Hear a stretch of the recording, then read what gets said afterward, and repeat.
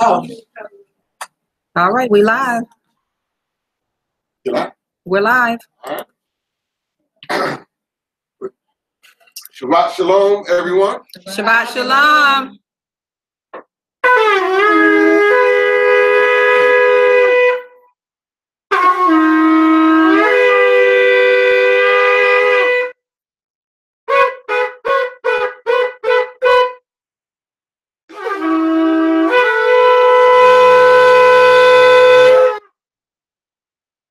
Hallelujah.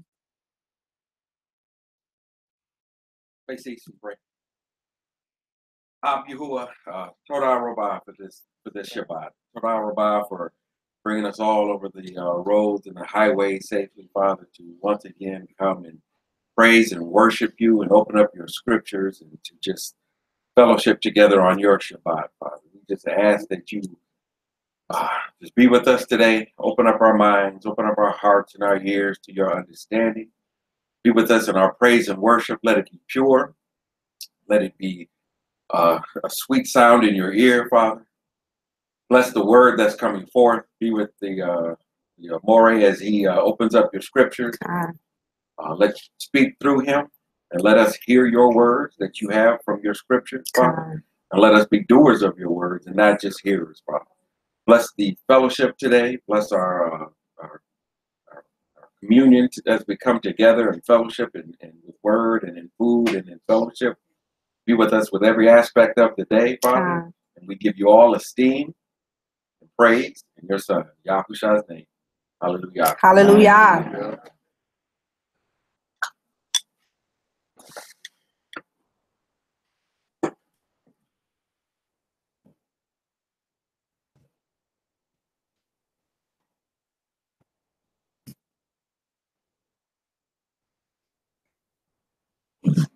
This is the point in our service where we go to praise and worship. Hallelujah.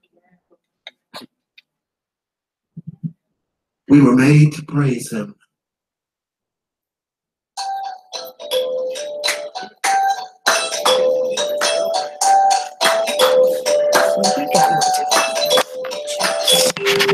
Baruch Hashem, Yahuwah, Baruch Hashem, Yahusha, Baruch Hashem, Yahuwah, Baruch Hashem, Yahusha, Torah, for all you have done, Torah, for all you're doing, Torah, for all you will do, Torah, hallelujah, Baruch Hashem, bless the name, Yahuwah, Baruch Hashem, Yahusha, Baruch Hashem, Yahuwah, Baruch Hashem, Yahusha,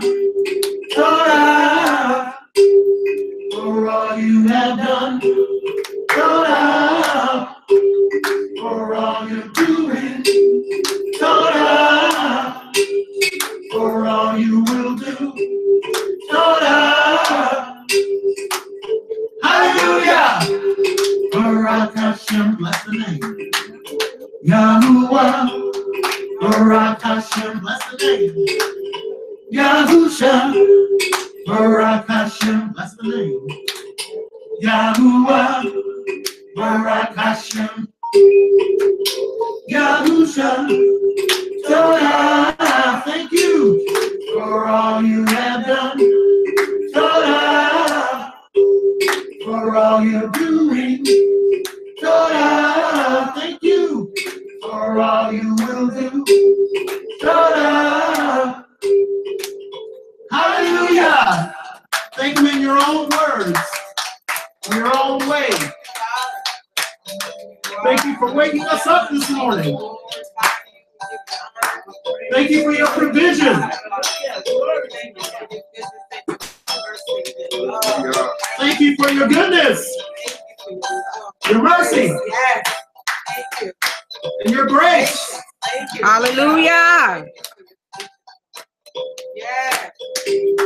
Barak Hashem, Yahuwah, Barak Hashem, Yahusha, Barak Hashem, Yahuwah, Barak Hashem, Yahusha, Torah, for all you have done, Torah, for all you're doing, Torah, for all you will do, Torah.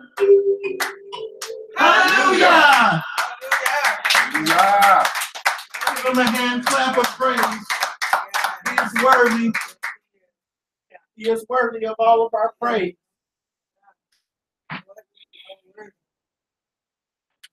He is awesome.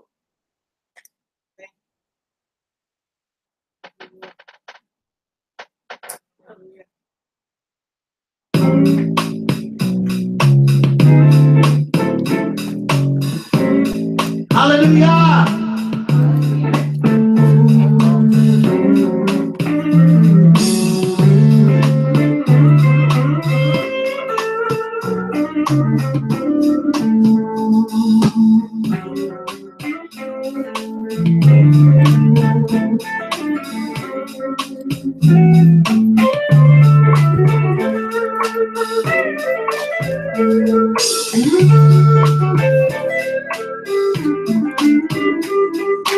Hallelujah.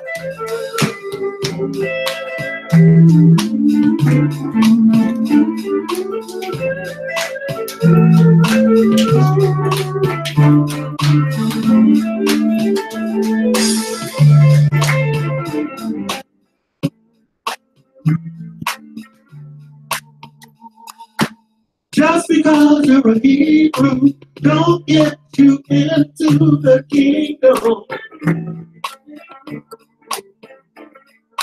Just because you're a Hebrew, don't get you into the kingdom. Say what? You gotta keep his commandments, guard his precepts. You got to walk in the way. You got to keep his commandments, guard his precepts. You got to walk in the way. Just because you're a Hebrew, don't get you into the kingdom. I said, just because you're a Hebrew, don't get you into the kingdom. Multitudes in the valley of decision. Multitudes in the valley of decision.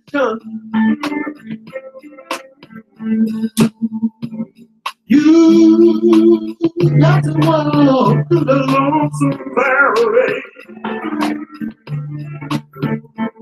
I said, you got to walk through the lonesome valley. No one can go there for you.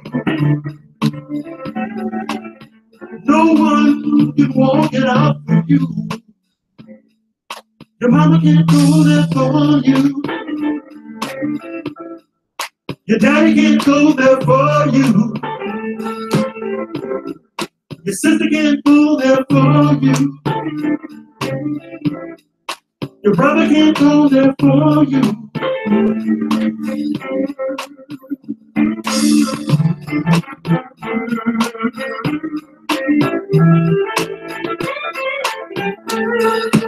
Just because you're a Hebrew, don't get you into the kingdom.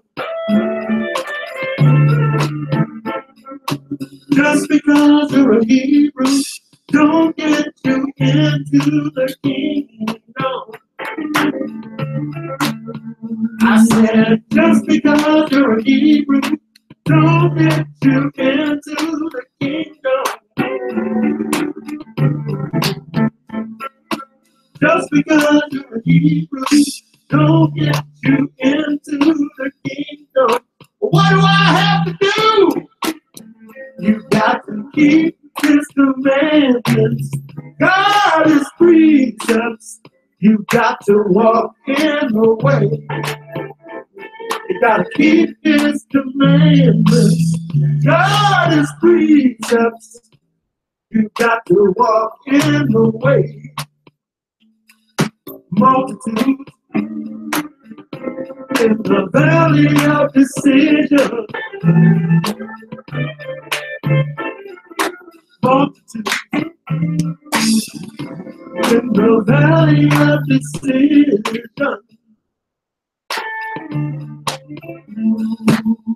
When you come into this walk, it seems like you're on a desert island because you're new to this truth and you want everybody to have the same joy that you have. And then you go and you try to share it with your friends and your family. And they sometimes look at you like you're a little crazy. But there are multitudes, Scripture says multitudes in the valley of decision.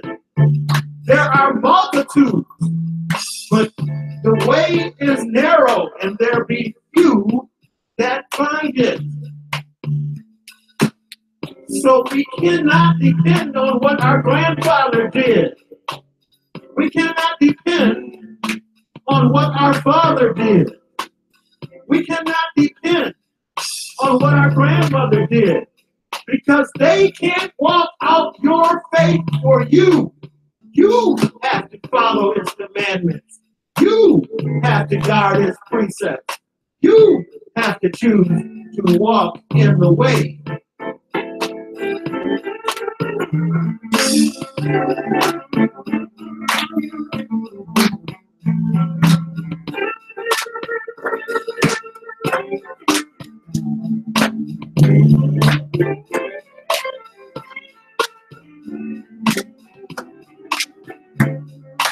Multitude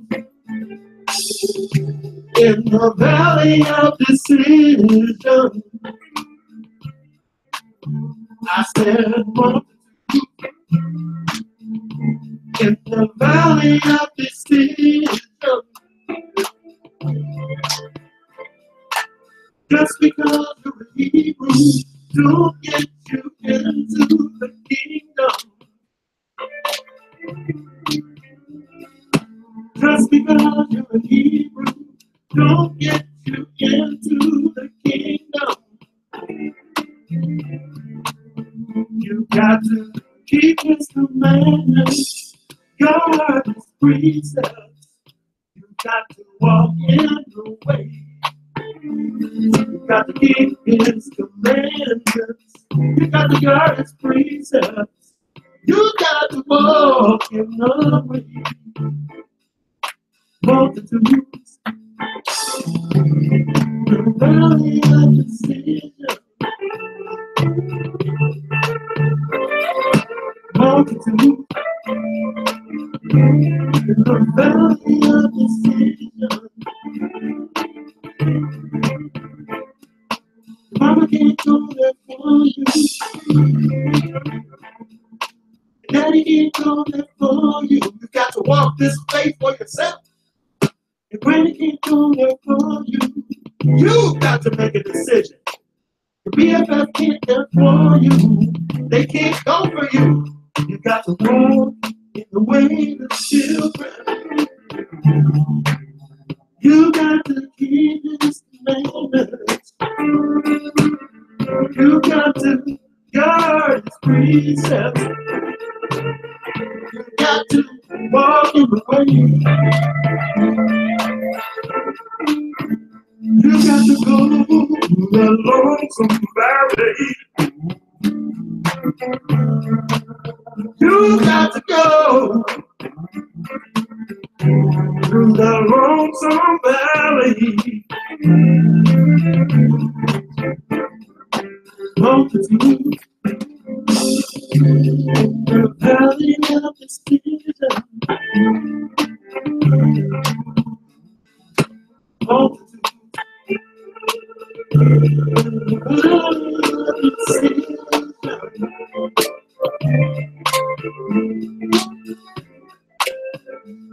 gonna praise him with my string instrument.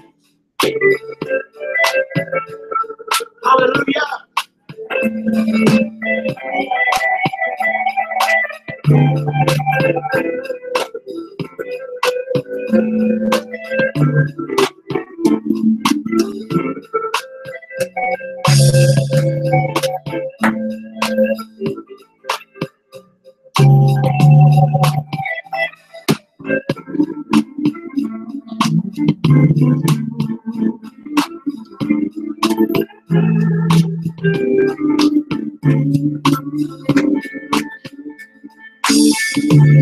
Hallelujah.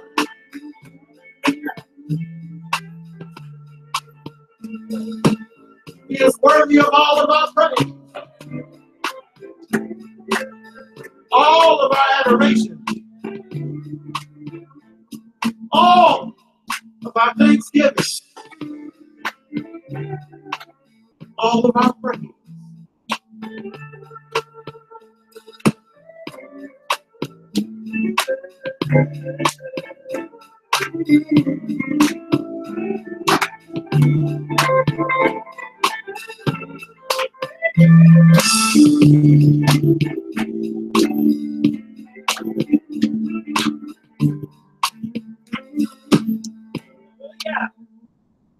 Hallelujah. Hallelujah. Taste and see that God is good. Hallelujah.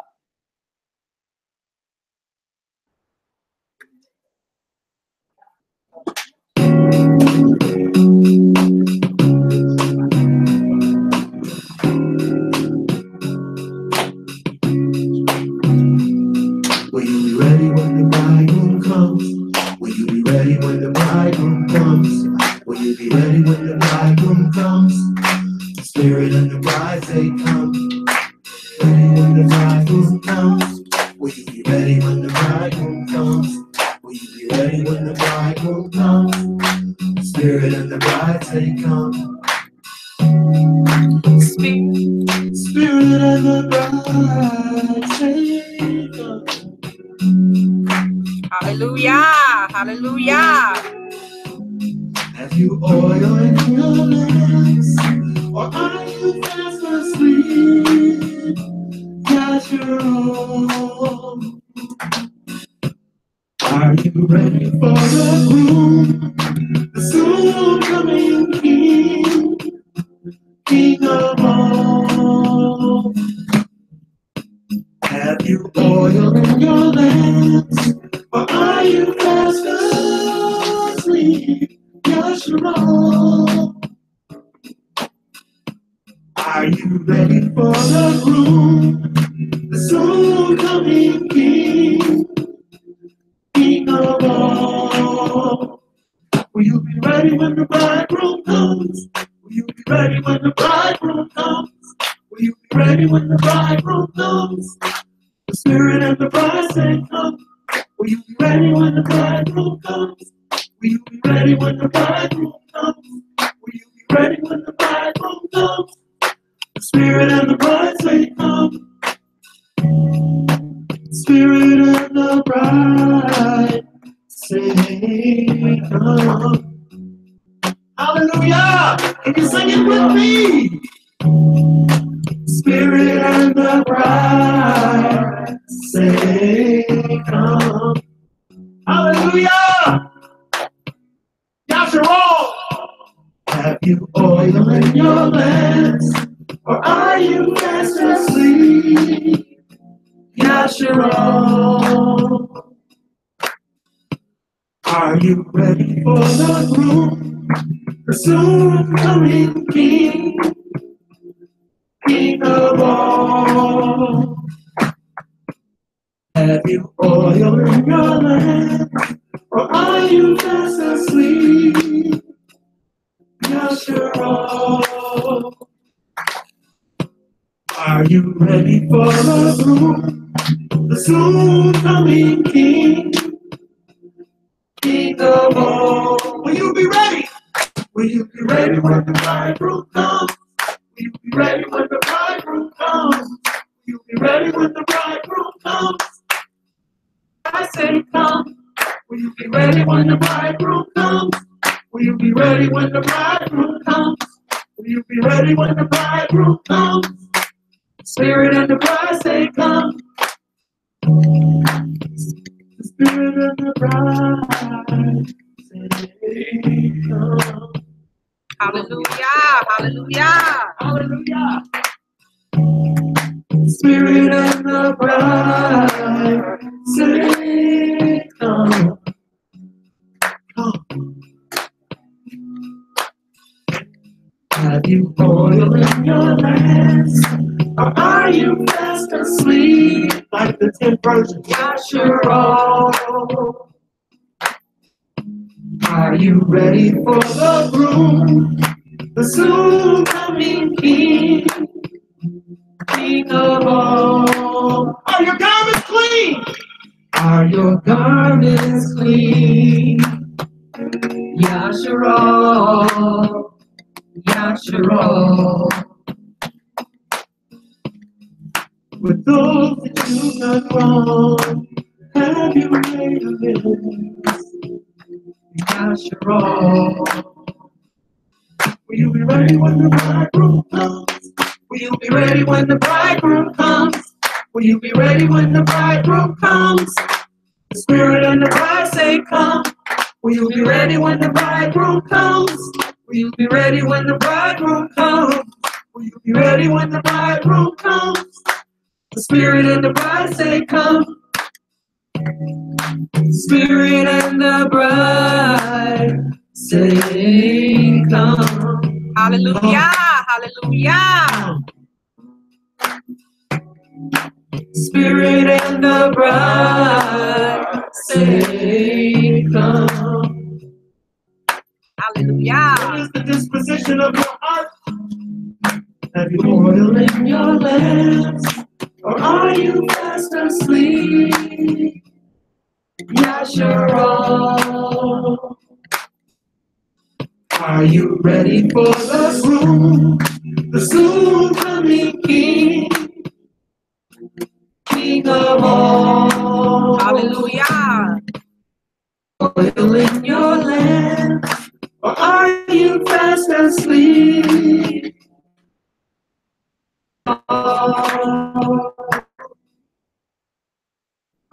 Are you ready for the groom, the soon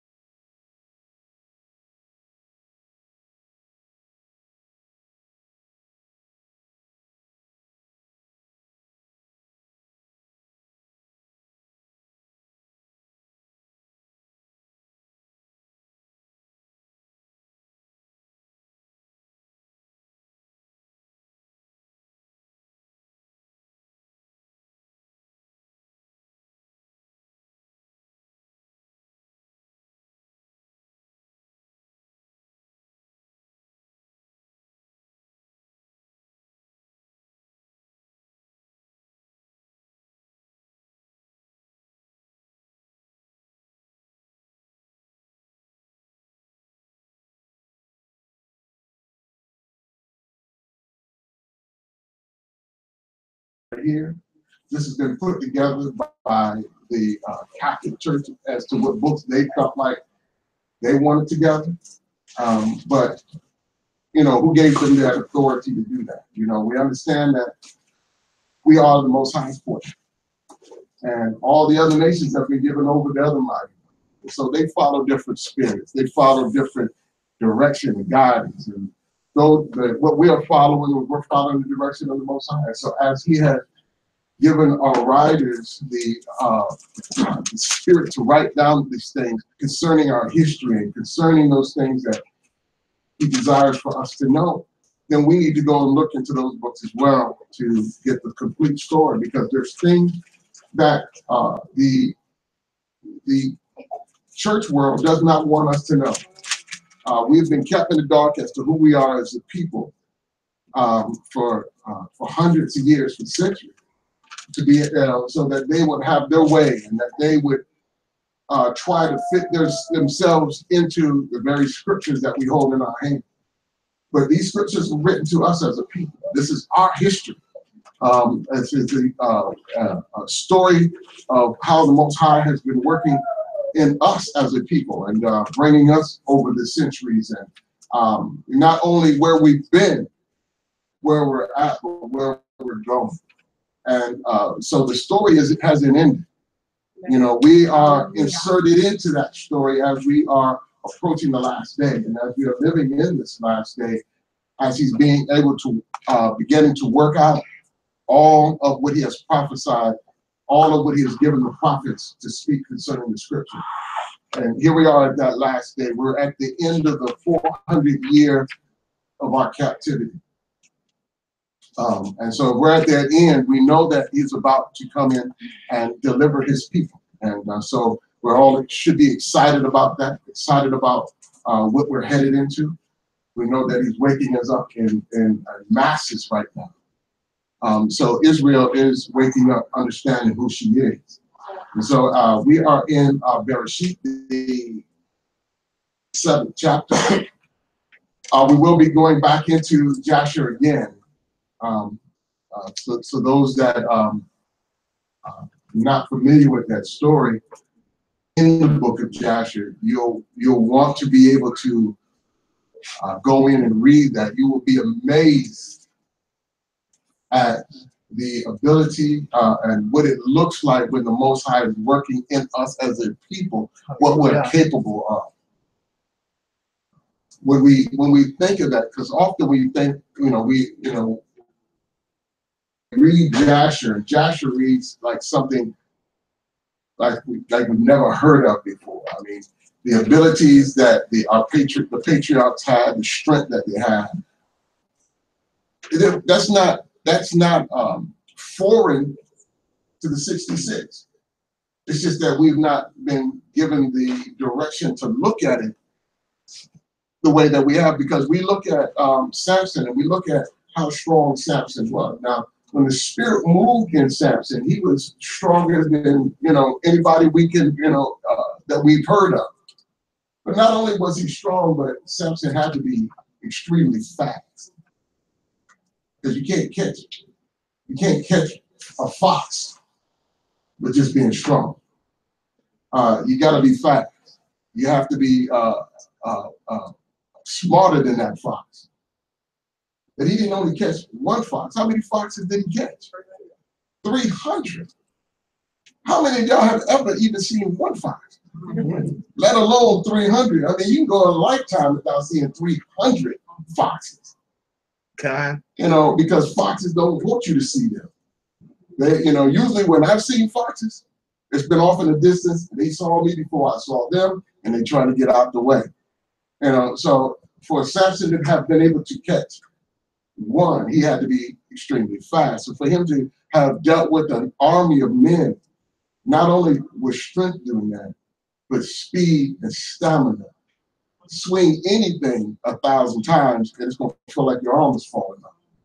So you had to have stamina along with the speed to be able to handle all of these men approaching you and then deal with them. And so when we look at our patriot, the 12 sons of Yaakov, we see that they had strength. Some of them were so fast that we said that they ran on the top of grain without even bending. How fast they were. So the Spirit was on them working to be able to accomplish. But understand this, because we've heard it said that what goes on in heaven is represented on the earth. Hallelujah. Okay? If that's the case, then when we're in our glory, the Most High is working in us as a people, demonstrating how high above in the heavens He is. He's demonstrating that on the earth as how high we are above all of the other nations.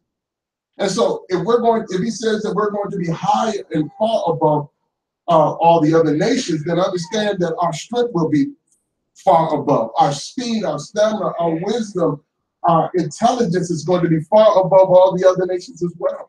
Why? Because we represent Him.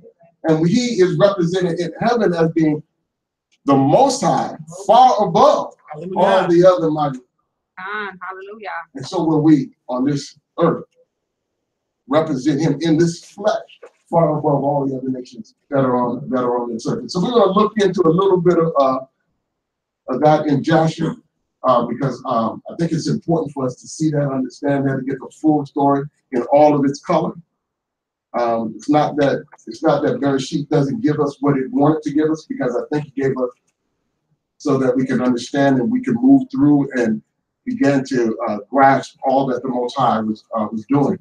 And last week I was pointing out how the Most High is sovereign in our lives, and so we have to allow His sovereignty to work out all that He has promised us. Just like we look at where we're at today, and we understand that that we have been blinded, and those of our parents, our grandparents, and great-great-grandparents that were going through this slavery, this captivity, that they were blinded for a time, not understanding who they were, who we were.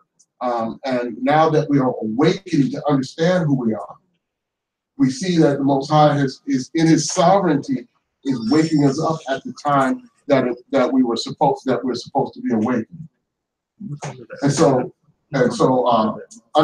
being patient, allowing Him to work out those details were important. So we're going to see now, as they were entering into Mitzrayim, how they're beginning to settle in as a family of people. The Most High is still working out His sovereignty, because He has caused a famine in all of the land, and He has prepared Yosef with wisdom and understanding to be able to prepare for this famine. And in that preparation, our ancestors would be saved. They would not have to go hungry. They would not have to go without during this time. But they would also be brought into a position where they would be living off the fat of the land. They would enjoy great wealth, great prosperity for a time, while they were in Mitzrayim. So they were settling into that.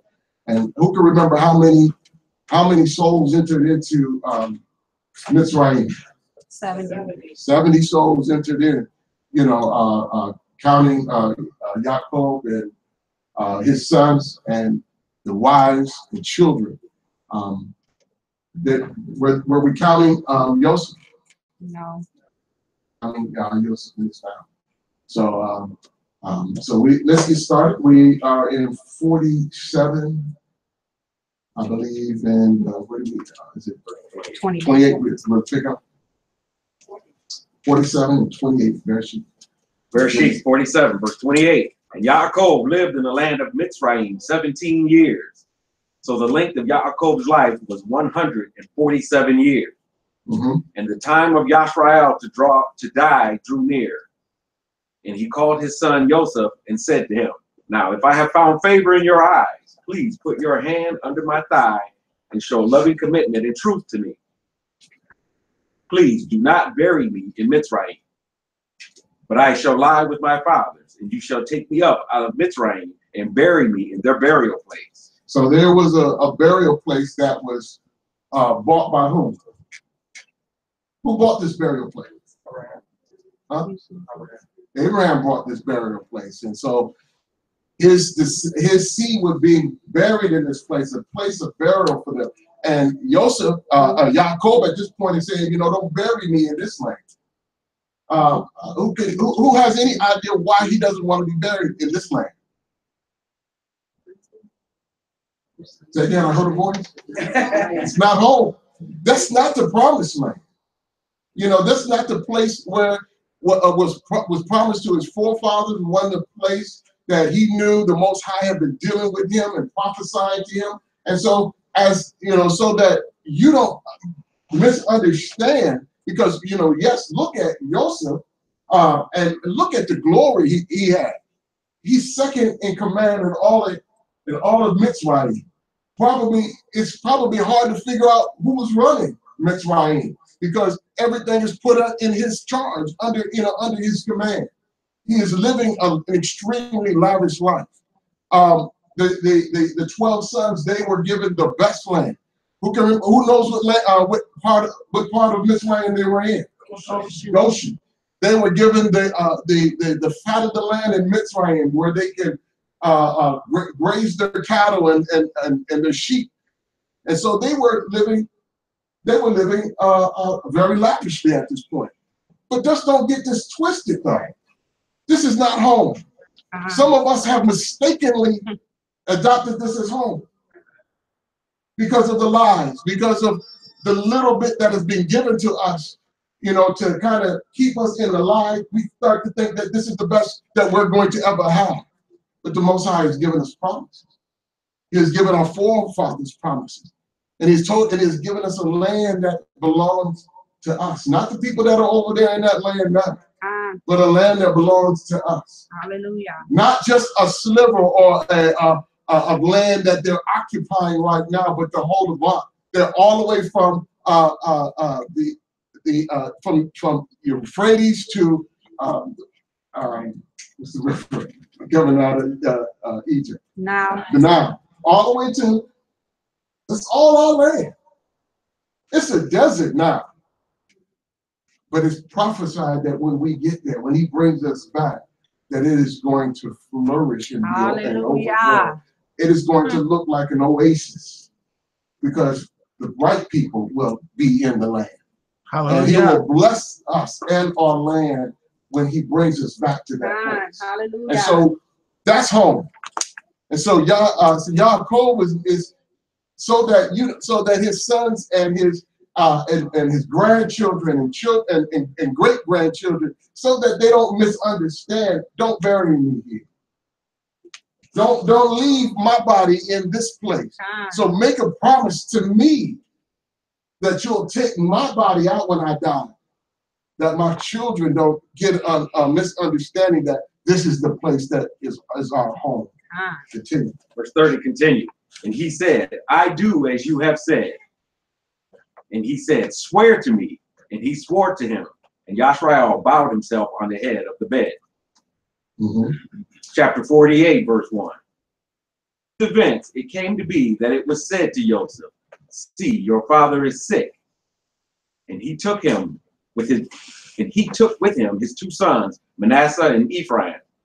And Yaakov was told, see, your son Joseph is coming to you. And Yasher strengthened himself and sat up on the bed. And Yaakov said to Joseph, El Shaddai appeared to me at Luz in the land of Canaan and blessed me and said to me, see, I am making you fruitful and shall increase you and make you an assembly of people and give this land to your seed after you as an everlasting possession. Given that history, so often we miss that from our grandparents. Our youth today is not interested in what grandma and grandpa have to say. You know, they don't want to hear the full story. And, you know, as much as I talk to my grandfather, there's stories that I wish my grandfather would have shared with me.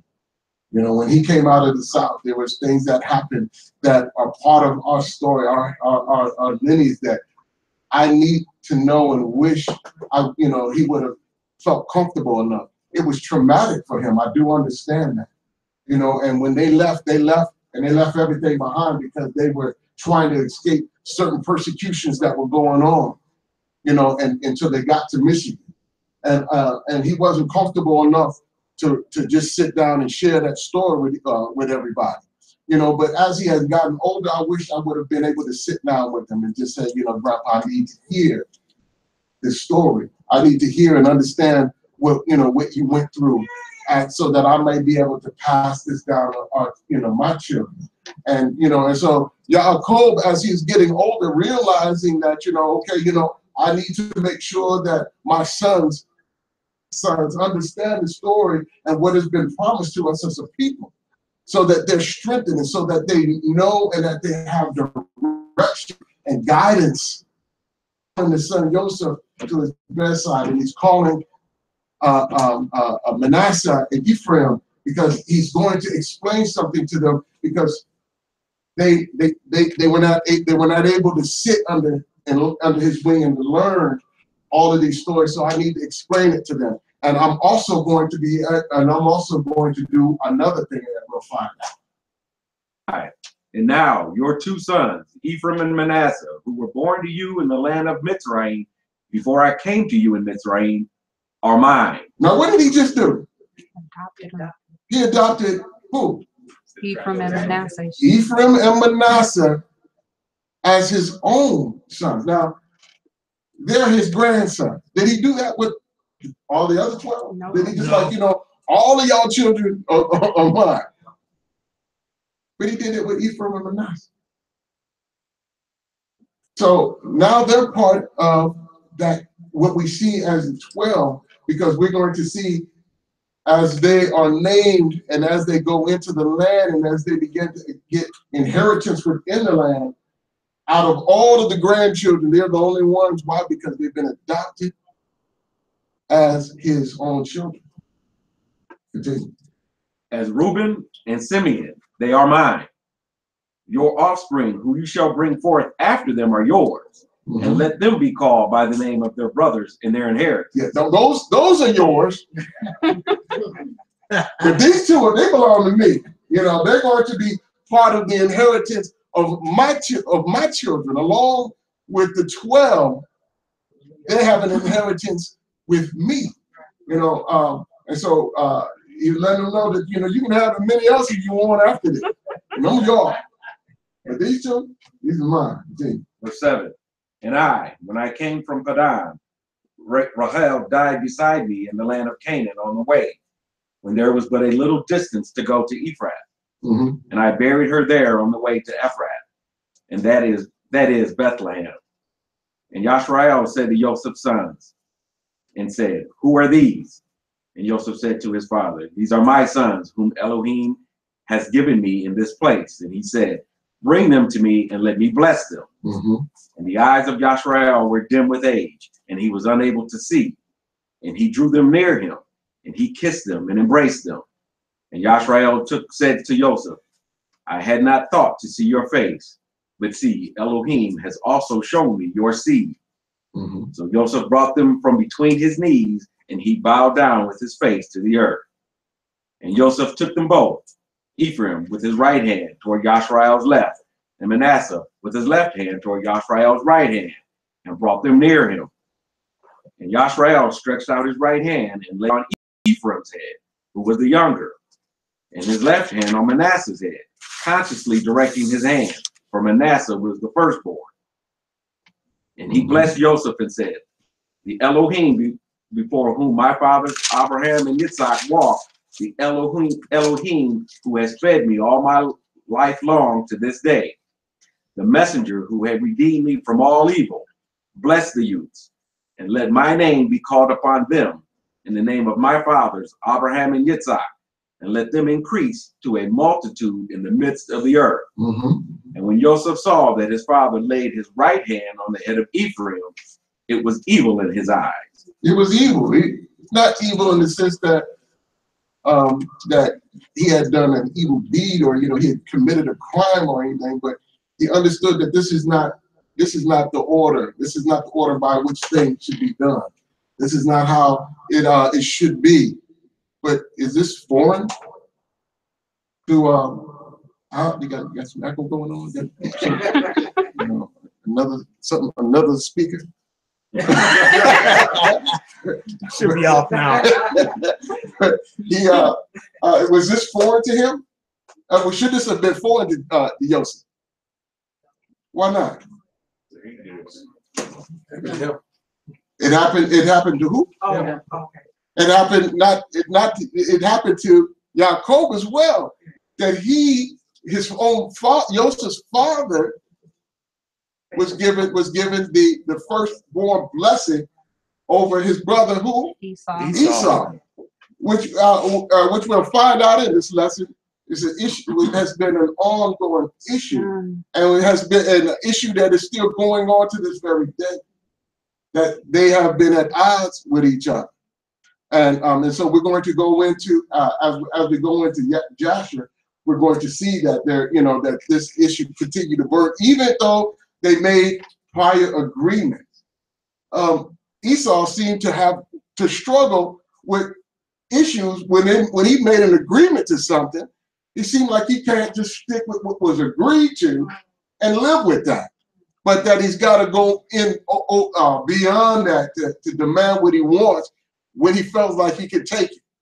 And so we see that Ephraim is getting a blessing as firstborn over Manasseh. Continue. Verse 17 continues. And he took hold of his father's hand to remove it from the head of Ephraim to the head of Manasseh. And Joseph said to his father, not so, my father. I know what I'm doing. Continue. For this one is the firstborn. Put your hand on his head. But his father refused and said, I know, my son, I know. He also becomes a people, and he also is great.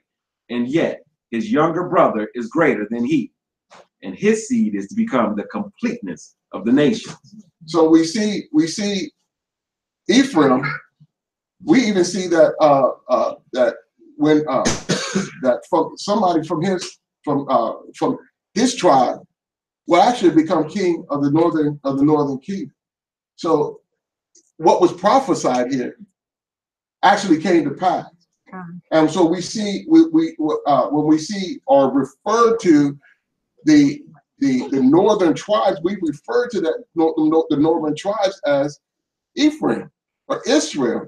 So we understand that when we say Ephraim, that talks about the 10 northern tribes. And so we see that again, the prophecy that was given here actually is still in effect today. Continue.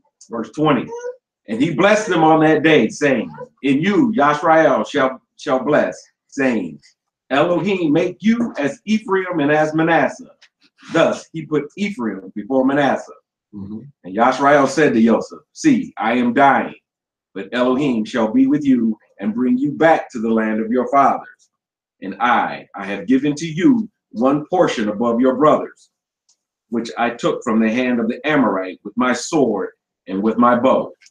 So again, letting them know that we're going to go back to our land.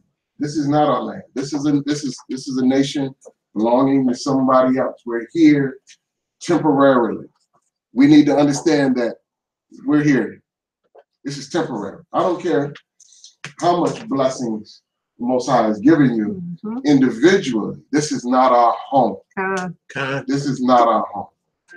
As we are waking up, we must begin to detach ourselves from the way this nation thinks, the way this nation goes about things. We belong to another. We belong to the Most High. We are His portion, and He has let us know that we are not to be bringing any other mighty ones before Him. So when we bring other laws, cultures, ways of doing things, and ways of thinking, and ways of processing information, these come from other mighty. All of the laws of all of the countries come from a religious belief system. And this is why we have to understand how His laws could have never been done away with. Because in a nation of people, none of us will ever go, ever, without following a body of laws. We'll all follow. Everything in creation follows laws. So laws cannot be something that's looked upon as something that we say, well, we don't have to follow his law anymore. If we are his people, then we will forever follow his law. That's what makes us set apart, because his laws are righteous, he says. Now, we have to understand, for those that are coming out of the Christian world, that we are not saying that in his laws are we finding righteousness, because what makes us righteous is our belief and our faith in Hamashiach. But once we have accepted him as our Messiah, then we are obedient to the laws of the Father. We are in a position now where we desire to do all that has been instructed and given to us as a people. And so we are following his laws, his statutes, and his commandments. Now, if you look at how Israel functioned, at the foundation of all of what they did was the law. When we look at the foundation of this very country in which we are living in, they like to deceive us to say that it was founded on Christian belief, or founded on biblical belief system. But when we look at the laws are not, the laws don't reflect that. Because we are not to have other mighty ones. But here in this country, you can worship whatever mighty one you want to believe. So that can't be a law that comes from the scripture. Well, because they're not basing the laws off of that. They're basing the laws off of whatever mighty one is leading them. And so they open up where you can marry whatever it is you want to marry, whether male, female, or animal life. You can do pretty much what you want to do. Can't be the laws that are found in the scripture, because that's what we're told we can't. That's an abomination. They have dietary laws. There's certain foods that you can't purchase from other nations and other countries, because they don't process and take care of the food the same way this country requires. So it has dietary laws. So do we. We have dietary laws as an independent nation that our mighty one has given us, who is high above all the others. And so he says, I don't want you eating things that I have deemed an abomination. And so it's not something that we sit and try to juggle. Well, we're in this nation, and so because we're in this nation, we're going to try to do what they do. Well, that doesn't come out of your scripture, that way of thinking. That way of thinking comes out of the way this nation rules things. But we are to follow his guidelines, his rules, his righteousness. And those are the things that we do. This should be the foundation of how we govern our lives, based off of his laws, not the laws of this nation, because if we follow those things, then we get involved in paganism. We start getting involved in things that are unclean and an abomination. Continue. Bereshith chapter 49, verse 1. Yaakov called his sons and said, gather together, so that I declare to you what is to befall you in the last days. So these things that he's about to get into are blessings to these individuals as tribes or children that are going to flourish as a tribe within Israel, and they're also prophetic in nature.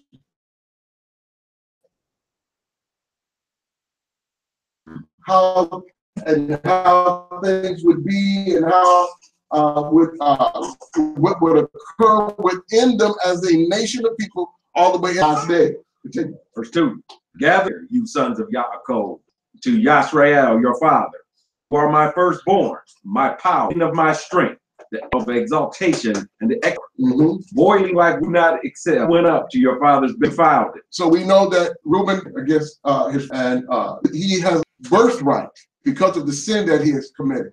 So we're so he is not going to excel. Is it only for him?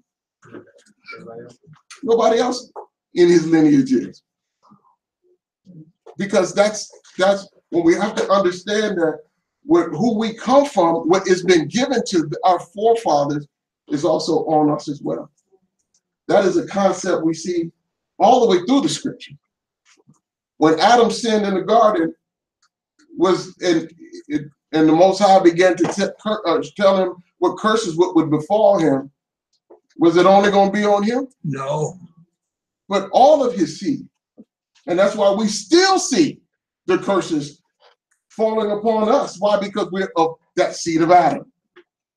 But then as he's made covenants with individuals, those covenants don't only fall on the individual, but they also, whether they're blessings or curses, they fall on their seed as well. And so what we see here is the Most High giving Yaakov prophecies towards individuals within his own 12 families, or the 12 tribes, and you will see whether the cursing or blessing actually run through the seeds of these individuals. So we don't see Reuben becoming kings in Israel. We don't see Reuben becoming mighty amongst his brothers. Nobody. Not one in his family. So it's bleeding through the family. Why? Because as an individual is blessed or cursed, we're going to see that follows through the seed. Continue. Verse 4 continues. Then you defiled it. He went up to my couch. Verse 5.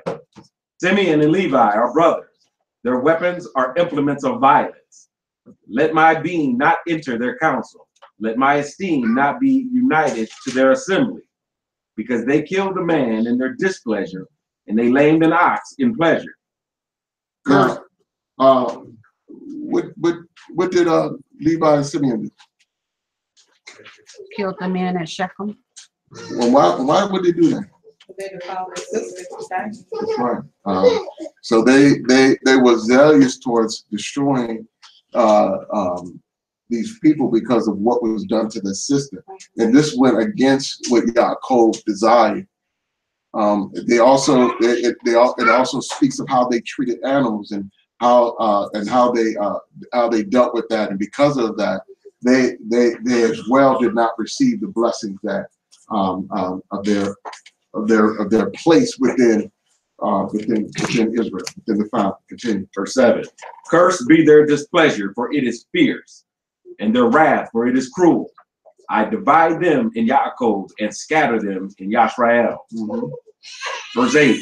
You, Yehuda, your brothers praise you. Your hand is on the neck of your enemies. Your father's children bow down before you. Now, when we saw a lot of that last week as we went through Yasher, we saw a lot of why his brothers praised him. We saw a lot of why his hand was on the neck of the enemy, because he stood up for his family. He took responsibility for his family. He made it very clear that if I don't bring my brother back home to my father, that everybody in Mitzrayim will die by my sword. If I have to pull out my sword, everybody here will be dead before I put it back in. So he letting them know that his strength and what has been given to him and what responsibilities that he has taken on for the sake of his family. And his brothers recognize that as well, and his brothers praise him because of that. And because of that, blessings are falling upon him and his lineage. Judah was blessed amongst the people of Israel. Where did the kings come from? They came from Judah. So we see that the king that this will stay within Judah all the way through to the end. And so we see this blessing flowing through. Continue. Verse 9. Yehuda is a lion's cub. From the prey you have gone up, my son. He bowed down. He crouched like a lion. And like a lion, who does rouse him? The scepter shall not turn aside from Yehuda, nor an inscriber from between his feet, until Shiloh comes. and to him is the obedience of people. And to him is the obedience of people. He is going to be a ruler amongst his people. Continue. Binding his donkey to the vine, and his donkey's colt to the choice vine. He washed his garments in wine, and his robes in the blood of grapes. His eyes are darker than wine, and his teeth whiter than milk.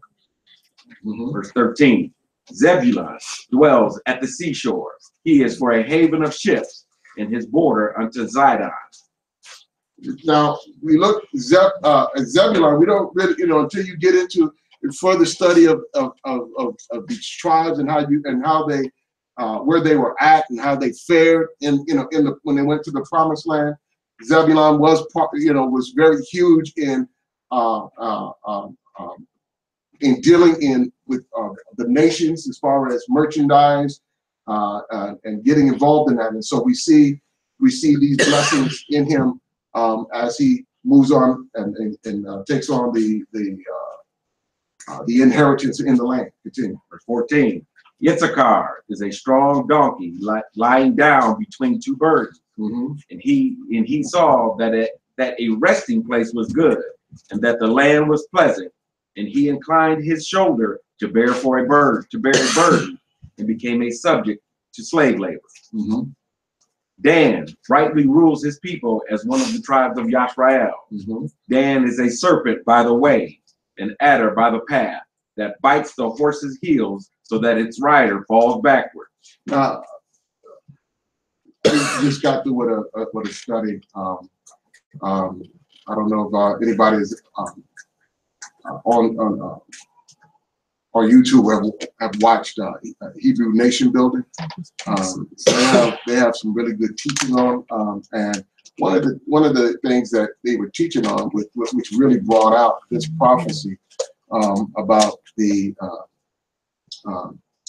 Dan is a serpent by the way, an adder by the path that bites the horse's heel so that the rider falls backwards. In that they were explaining in that prophecy how Dan would be part of leading Israel astray, and how the serpents represent false belief systems, and how that these things would be prevalent, and how Dan would be involved in pagan worship, and how bringing this in or introducing it into the nation would cause the nation to fall backwards. So this prophecy, again, as you dig in deeper, a lot of these prophecies you'll begin to see as the nations moved on through history. Okay. Verse 18. I have waited for your deliverance, O Yahuwah. Gad, a raiding band, raids him, but he raids its heel. Bread from Asher is rich, and he gives delicacies of a sovereign. Naphtali is a deer let loose. He gives words of elegance. Yosef is an offshoot of a fruit-bearing tree, an offshoot of a fruit-bearing tree by a fountain. His branches run over a wall, and the archers have bitterly grieved him, shot at him, and hated him. But his bow remained in strength, and the arms of his hands were made strong by the hands of the mighty one of Yaakov. From there is the shepherd, the stone of Yashrael.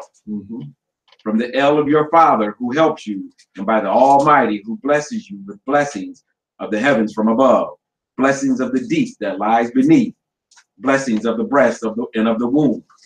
The blessings of your father have excelled the blessings of my ancestors, up to the limit of the everlasting hills. They are on the head of Joseph, and on the crown of the head of him who was separated from his brothers. Beginning to talk about how the blessings have been, how they've been moving through the family, and how through Joseph, the blessings that are coming on the family have been displayed, and we see how how Joseph in this place and where he's at in time, how all of these promises are coming to pass of being blessed. Not only here, but as we begin to move and to go into the promised land. Verse 27. Benjamin is a wolf that tears. In the morning he eats prey, and at night he divides the spoils. All these are the 12 tribes of Yashrael, and this is what their father spoke to them. And he blessed them. He blessed each one according to his own blessing. And he commanded them and said to them, I am to be gathered to my people. Bury me with my fathers in the cave that is in the field of Ephron the Hittite, in the cave that is in the field of Machpelah, which is before Mamre, in the land of Canaan, which Abraham bought with the field of Ephron the Hittite as a possession or a burial site. Now, when they buried their father there, when Esau and Yaakov buried their father there, they made an agreement that this plot, this land would, would be Yaakov's, and that his wealth and all these things could go to Esau, but the land was given to Yaakov. And so now he is letting his sons know that this is where you are to bury me. You are to, not in this land. Again, understand that yes, we're being blessed here. Things are going great for us right now. We've been delivered from this famine that's been going on all over the whole land. But this is not home. You receive my blessing. Understand I'm on my deathbed, but when I'm to be buried, take me to bury me with my forefathers. Verse 31. There they buried Abraham and Sarah, his wife. There they buried Yitzhak and Rivkah, his wife. And there I buried Leah, the field purchased in the cave which is in it, from the sons of Heth. And when Yaakov ended commanding his sons, he drew his feet up in the bed and breathed his last, and was gathered to his people. Wait 1 second before you. Okay, continue. Bereshith, chapter 50, verse 1. And Joseph fell on his father's face and wept over him and kissed him. And Joseph commanded his servants, the physicians, to embalm his father. So the physicians embalmed Yashrael. And 40 days were completed for him. Completed the days of embalming. And the Mitzrites wept for him 70 days. And when the days of weeping for him were past, Joseph spoke to the household of Pharaoh, saying, If now I have found favor in your eyes, please speak in the hearing of Pharaoh, saying, My father made me swear, saying, See, I am dying. Bury me in my burial site, which I dug for myself in the land of Canaan. And now, please let me go up and bury my father and return. And Pharaoh said, Go up and bury your father, as he made you swear. And Joseph went up to bury his father, and with him went up all the servants of Pharaoh, his house, and the elders of the land of Mitzrayim. So this is not only the 12 and his family, but also the leaders of Mitzrayim are going to bury Yaakov.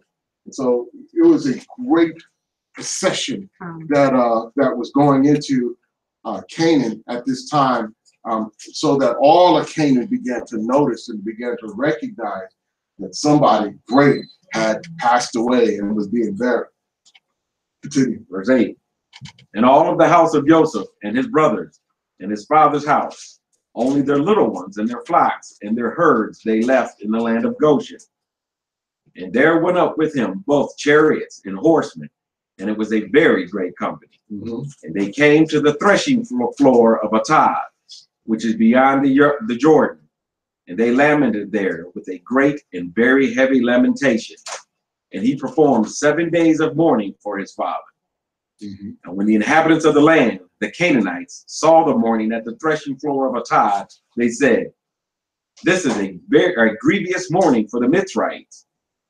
That is why its name was called Abel Mitzrayim, which is beyond the Jordan.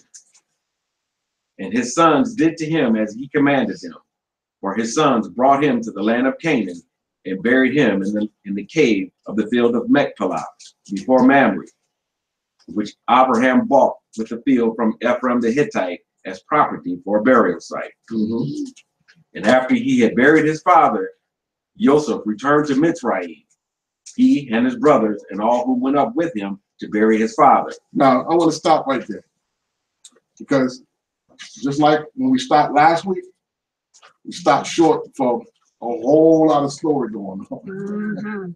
And I really want to get into that because it didn't, you know, this sounds very peaceful. Mhm. It sounds like everybody was following orders, doing what they were supposed to do. Everything went the way it was supposed to go. They, you know, they brought Yaakov to his burial site. They mourned and they wept. The Canaanites saw, they understood, you know, they saw this great man being laid down. But and then they came back to Mitzrayim. No, it was a whole lot going on that just went way off in the deep end.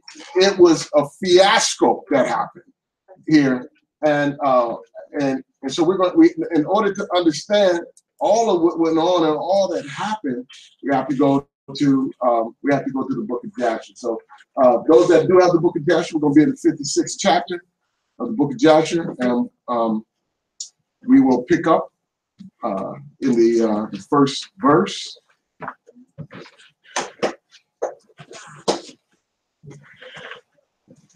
And for a lot of you that have not read Yasher, you probably will be amazed at how this story goes on. Ooh, yes. Yasher 56, verse 1. And Yaakov lived in the land of Mitzrayim 17 years. And the years of Yaakov and the years of his life were 147 years. And at that time, Yaakov was attacked with the illness of which he died. And he sent and called for his son, Joseph, from Mitzrayim. And Joseph, his son, came from Mitzrayim. And Joseph came unto his father. Now, how old was he?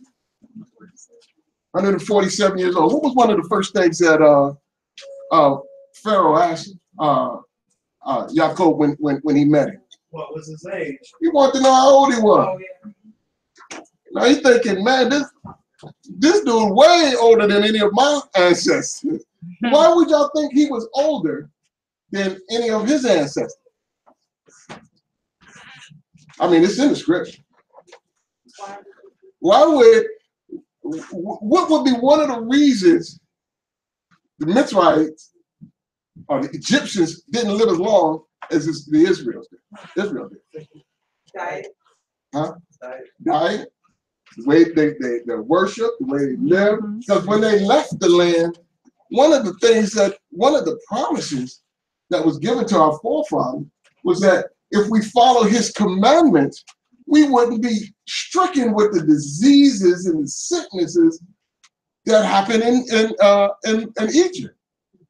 And so there was things, and you know, they're even digging up bones of kings and finding that they had bone issues, they had diseases and issues with, you know, because of the things that they did, their diet, the way that they lived their life. And so it was probably the Egyptians probably didn't live that long. And so one of the things that they saw this man, and they thinking, you know, man, he didn't live a long time.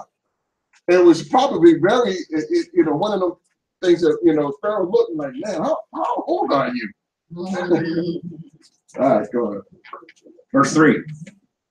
And Yaakov said unto Joseph and to his sons, behold, I die, and the Elohim of your ancestors will visit you and bring you back to the land which Yahuwah swore to give unto you and unto your children after you. Now, therefore, when I am dead, bury me in the cave which is in Machpelah in Chevron, in the land of Canaan, near my ancestors.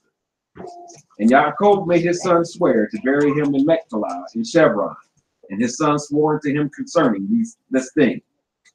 And he commanded them, saying, serve Yahuwah Elohim, for he who delivers your fathers will also deliver you from all trouble.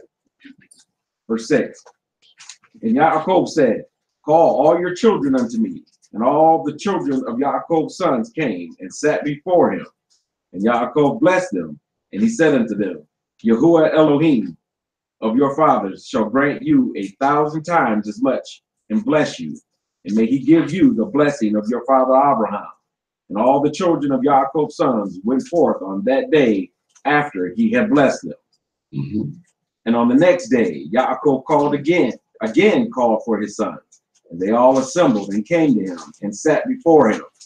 And Yaakov on that day blessed his sons before his death. Each man did he bless according to his blessing. Behold, it is written in the Sefer of the Torah of Yahuwah appertaining to Yasher. And Yaakov said unto Yehuda, I know, my son, that you are a mighty man for your brethren. Reign over them, and your sons shall reign over their sons forever. Verse 9. Only teach your sons the bow and all the weapons of war, in order that they may fight the battles of their brother, who will rule over his enemies. And Yaakov again commanded his sons on that day, saying, Behold, I shall be this day gathered unto my people. Carry me up from Mitzrayim, and bury me in the cave of Machpelah, as I had commanded you. Howbeit, take heed, I pray you, that none of your sons carry me, only yourselves. And this is the manner you shall do unto me, when you carry my body to go with it to the land of Canaan to bury me. Probably was one of the things that he required of his sons to show that, show honor and respect. Continue. Verse 12. Yehuda, Issachar, and Zebulun shall carry my coffin at the eastern side. Reuben, Simeon, and Gad at the south. Ephraim, Manasseh, and Benjamin at the west. Dan, Asher, and Naphtali at the north.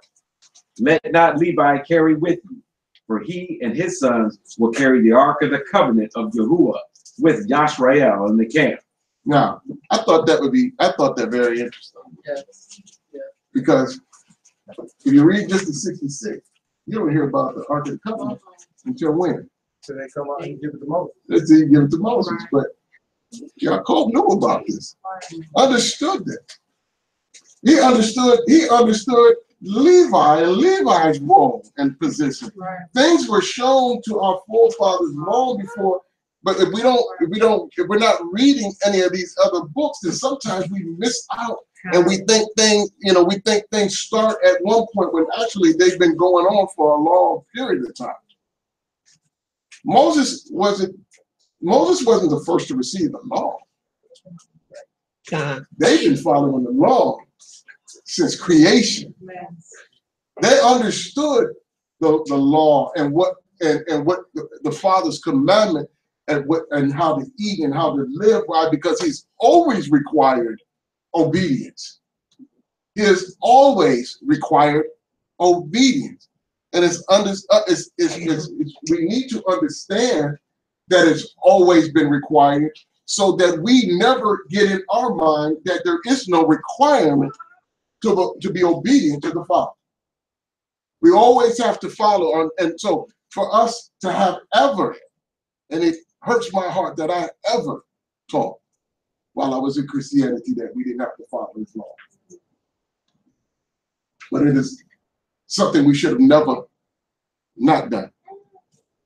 When I was introduced to Deuteronomy in the 28th chapter, and I began to see that we could have been the only people, and why according to Deuteronomy that are Israel in this day, and understood who we are, because no other people lines up with what was said would be a sign upon us. 46 through 47, 45 through 47 explain that it would be a sign on us. That all the world would be able to recognize it. Again, this is why they had to lie and say that the Old Testament was done away with, because they didn't want you going back and finding who you are in it. But it said a sign would be on us, something that would be telling above all the other nations of the earth. And that would be those curses that were outlined. And when I began to read those curses, I saw that it looked like the very history of our people in this land that we're in today. And I began to realize that it's as I began to read that, it said that these curses came upon us because of our disobedience. We were not following or adhering to the covenant that our forefathers made at Mount Sinai. And so if these curses are coming upon us as a sign, and they came upon us because of disobedience, then how would we get to, what is the most logical thinking that would mean that you would have to say what would get the curses off of us? Obedience. Hallelujah. Obedience to what? President Trump? No, sir. Obedience to the laws of whatever land we're in? Because the covenant wasn't made with all of the laws. Moshe came down the mountain as the Most High was establishing a nation. And he gave them laws and he says, ask them, are these okay? Can you accept this as a covenant and be the Most High's people? And they all said, yes, we will. It's why? Because the blessings are so amazing. I mean, that I'll even bless the pots you cook out of. The little bowls you're using to stir your food up. Everything you touch, everything you have. Not just above everybody. What is the height? This is above all of the nations of the earth. Far above. I mean, it's going to be a distance. His people. And all the people of the earth. Why? Because that's how high he is above all the other mighty. He is the Most High. And so, as he is represented by him, those that are his representatives are also going to be represented as far above, or the Most High in this flesh on this earth. Hallelujah. Who can say no to that? Read them, and I read that. I mean, it wasn't nothing difficult. It was something I wanted to do anyway. I don't want nobody stealing from me. So yeah, I'll agree. I won't steal from you. That gets me in. I'm good with that. All you got to do is show me what pork is. My lips ain't never got to touch that again. I don't want none of them worms swimming through my body. I don't want none of them parasites and lobster and all of the stuff that he says don't eat. Yeah, I can do that. You don't have to convince me. And just by doing these things, being obedient to the very things that make sense, because that's the way he created it to be. And everybody, absolutely, I'm saying yes. But our forefathers failed. And we sinned against the Most High. That if he's saying you're going to be blessed above, high above everybody, guess what the opposite is? Oh boy. Far beneath everybody. The people that have suffered as a people group in this planet, nobody beats us. We've suffered. I don't care where you. I just heard a report just the other day. Now, maybe I'm not observant as others. But when I look at every picture I ever looked at, and I was born abroad. My parents were in the military. I was born in France. When I look at France, I don't see black folk. When I look at what's going on around the Eiffel Tower, I don't see black folk. When they talk about, the French and them being this and that and all of these things, the restaurants and the culture and how French live, I don't see nobody black. Even though I'm born there, it just don't run across my mind black people live in France. But I heard a report just this past week, and it was talking about racism in France. And I'm thinking, racism in France. I need to mix with, in my thinking, because with you racist against 10 people that, that a few hundred people that live there. And there's whole communities of black people that live in France. Who can tell me why? Because we're spread to the whole culture. And we would be spread to the four corners of the earth. Every continent, every nation of people got us up in there. They all have, because the scriptures tell us in Deuteronomy, it's what, I mean, not Deuteronomy, Psalms is 88, is it 86? 83, that's it. It says that they've all been confederate together against us to destroy the name of Israel. So all of the nations, they're all in cahoots. They all want a piece of making sure that we stay ignorant, that we stay subdued, that we stay in this state of cursing. And so it shouldn't have surprised me when I heard that there are whole ghettos and hoods of black folk in France that are suffering persecution from the police. Same thing that is going on in this nation here. But even at a high, they said that the police officers there, all of them come from affluent families. They all have never, before they become police officers, they never even entered into these communities because they're so impoverished.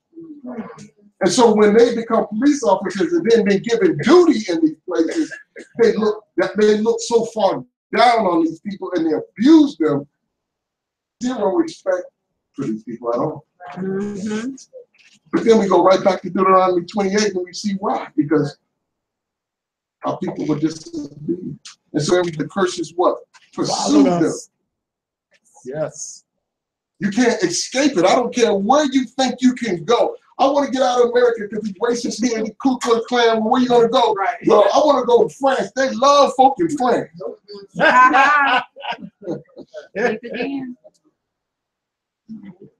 They like that, you know.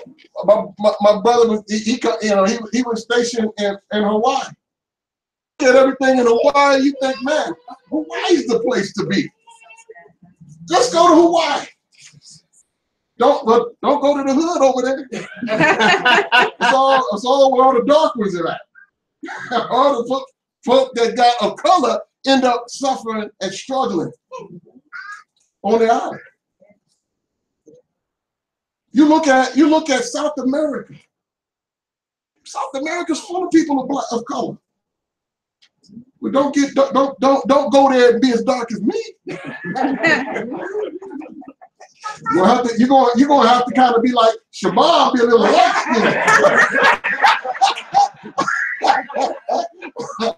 skinned. You might be able to reap some benefit.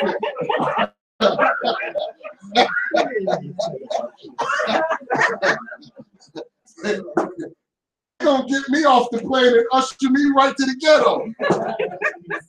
Because the prejudice runs heavy in all the nations of the earth. Because it's been prophesied because of our disobedience. We are people. We belong to him. When the moment we agree, our ancestors agreed to be obedient and that we would be his people, then either we were going to have one or two things, either blessings or curses. Yeah.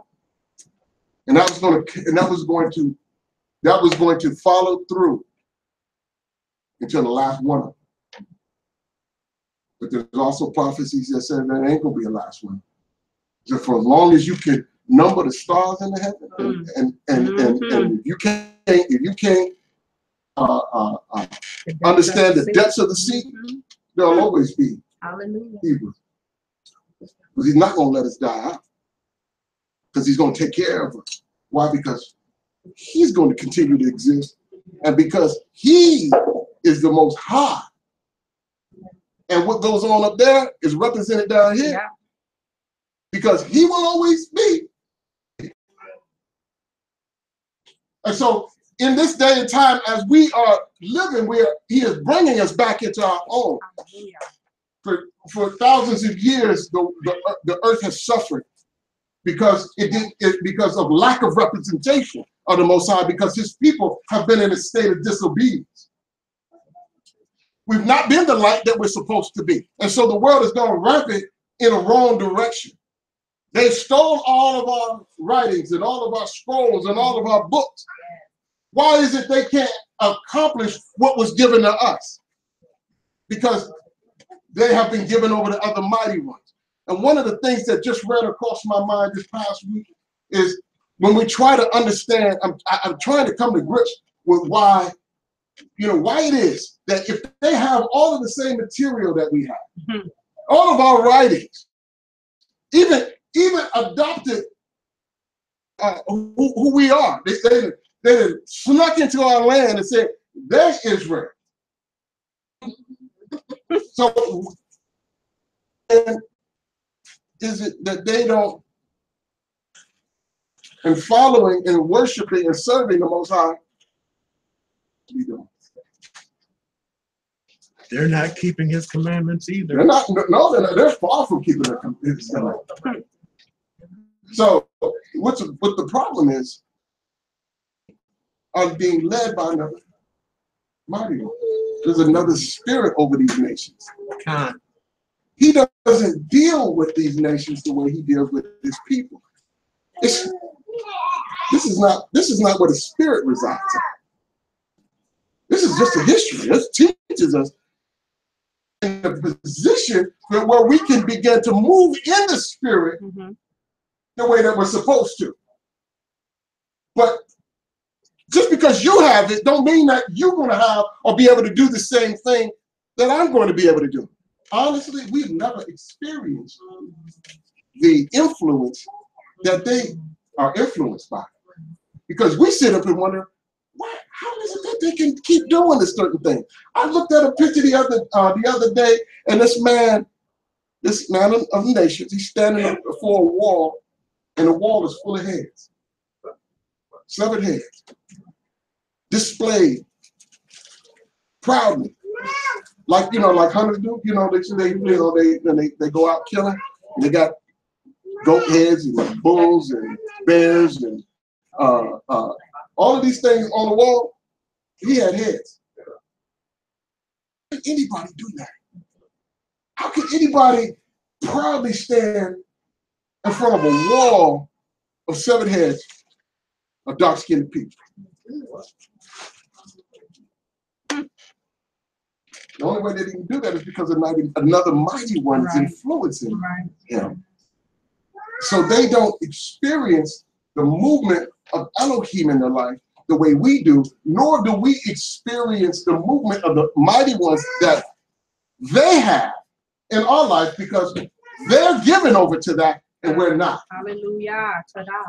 We are Elohim's portion. Hallelujah. And so this is why when we understand who we are, we begin to respond differently when we hear the word than they do. We begin to desire a true worship, not one that's mixed with paganism, but a true worship. But we do still see those that you say are out there doing their own thing, that are getting involved in homosexuality, getting involved in pagan worship, not wanting to come to the Most High.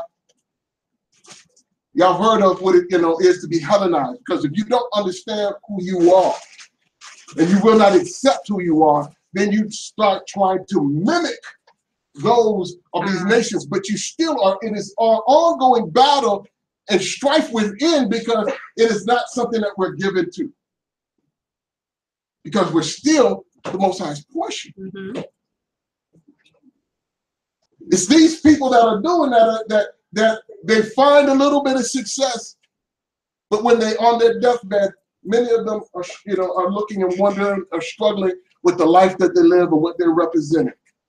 Most of them can't even make sense as to why they live the way they live, because they're trying to emulate and to live according to a spirit that they've not even been given over to. They're just trying to adopt that because they don't understand who they are. So we see in our lesson Yitzhak always explaining and giving history and letting his children know who they are, telling them and showing them and nurturing and growing. And this is what I wish I was able to do. I wish I was able to raise my children in Torah. They were all grown before I came into this world.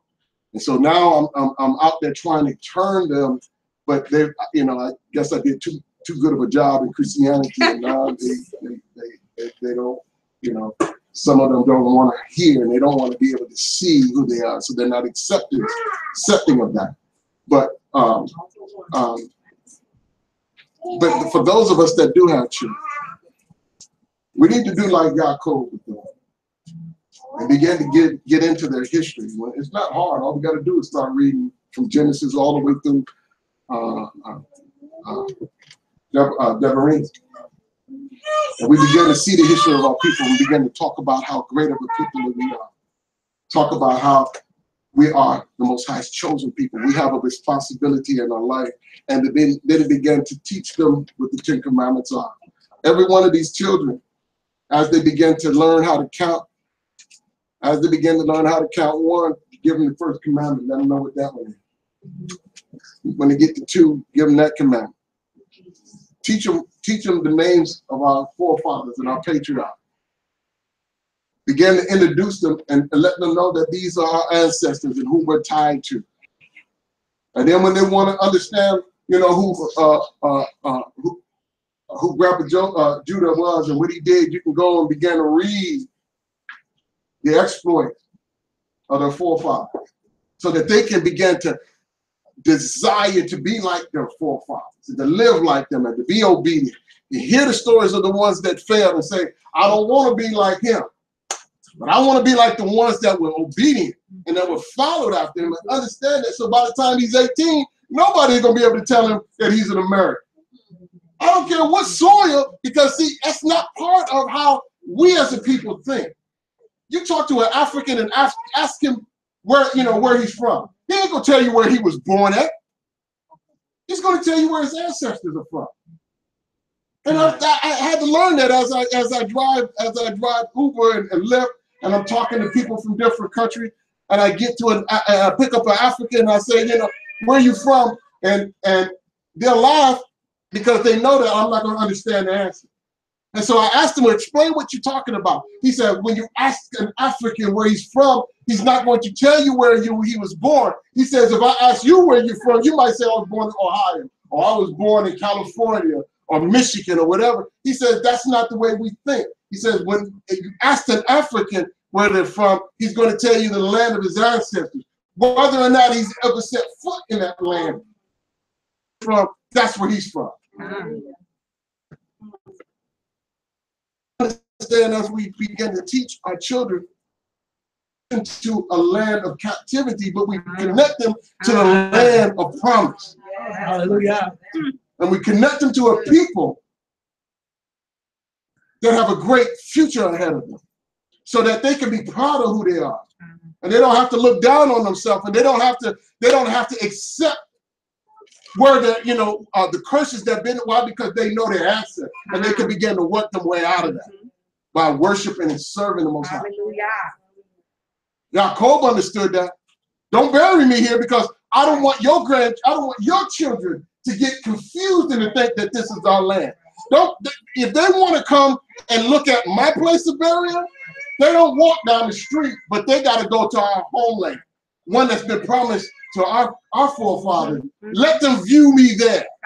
Hallelujah. Let them connect with me there, not here.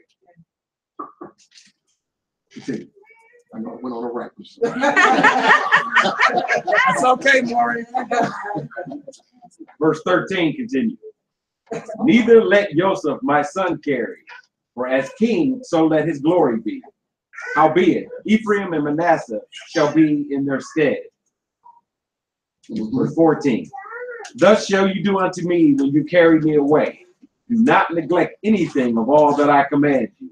And it shall come to pass, when you do this unto me, that Yahuwah will remember you favorably, and your children after you forever. And you, my son, honor each his brother and his relative, and command your children and your children's children after you to serve Yahuwah Elohim as your ancestors all these days.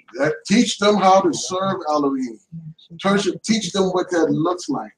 Show, raise them up in the ways that they should be going. And the scriptures say that they will not leave. You won't leave. If they know who they are, they're not going to leave the greatest place that they could have ever hoped they could have ever been in. And that is in the bosom or in the family of the Most High. Okay, verse 16.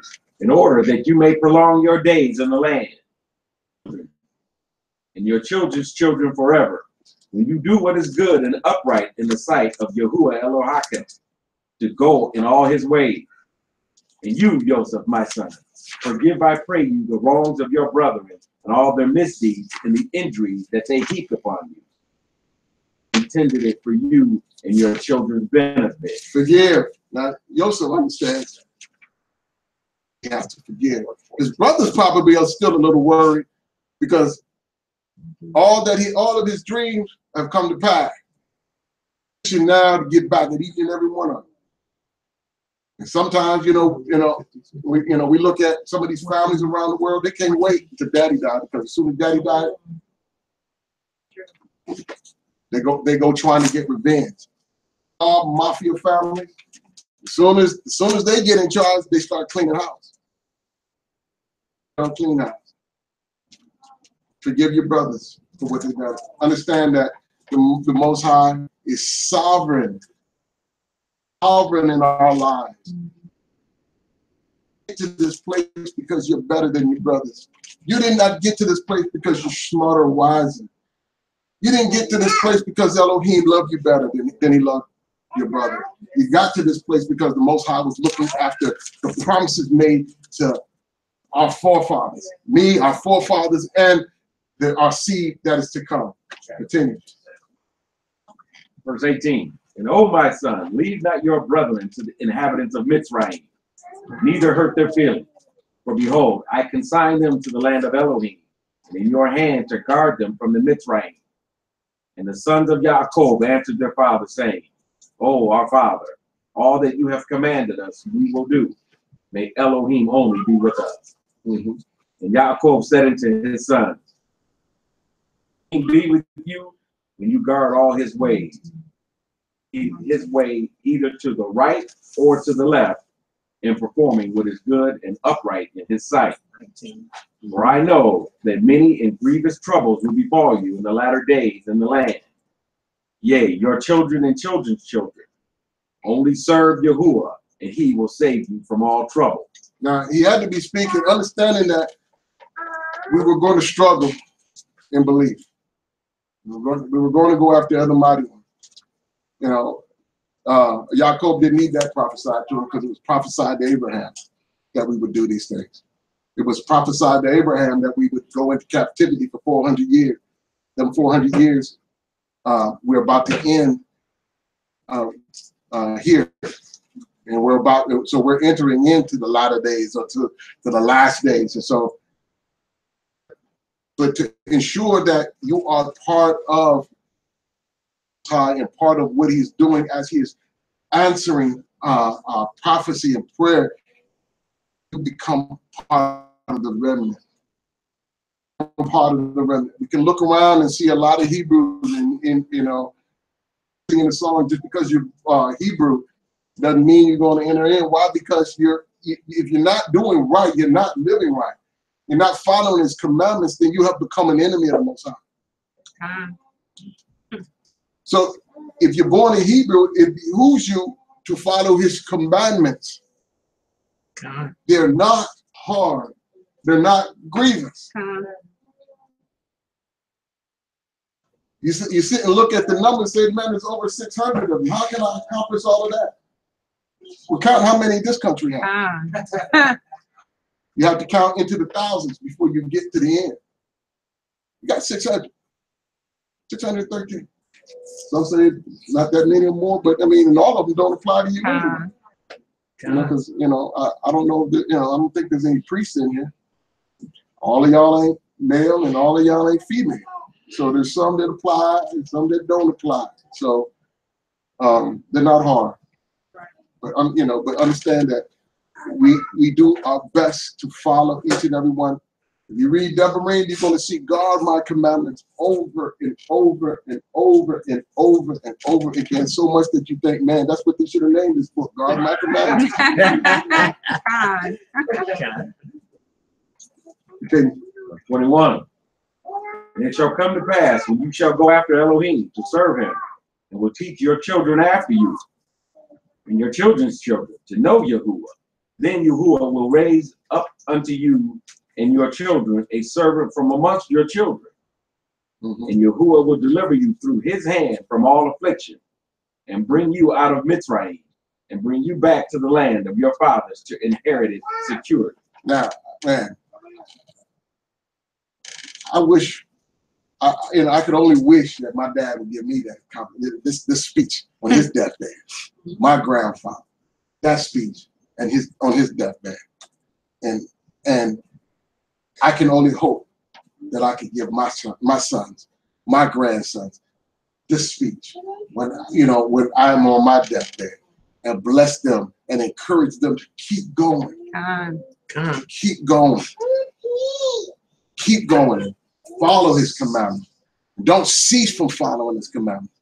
Be obedient that we may have long life, that we may be part of that remnant waiting for the return of the Most High.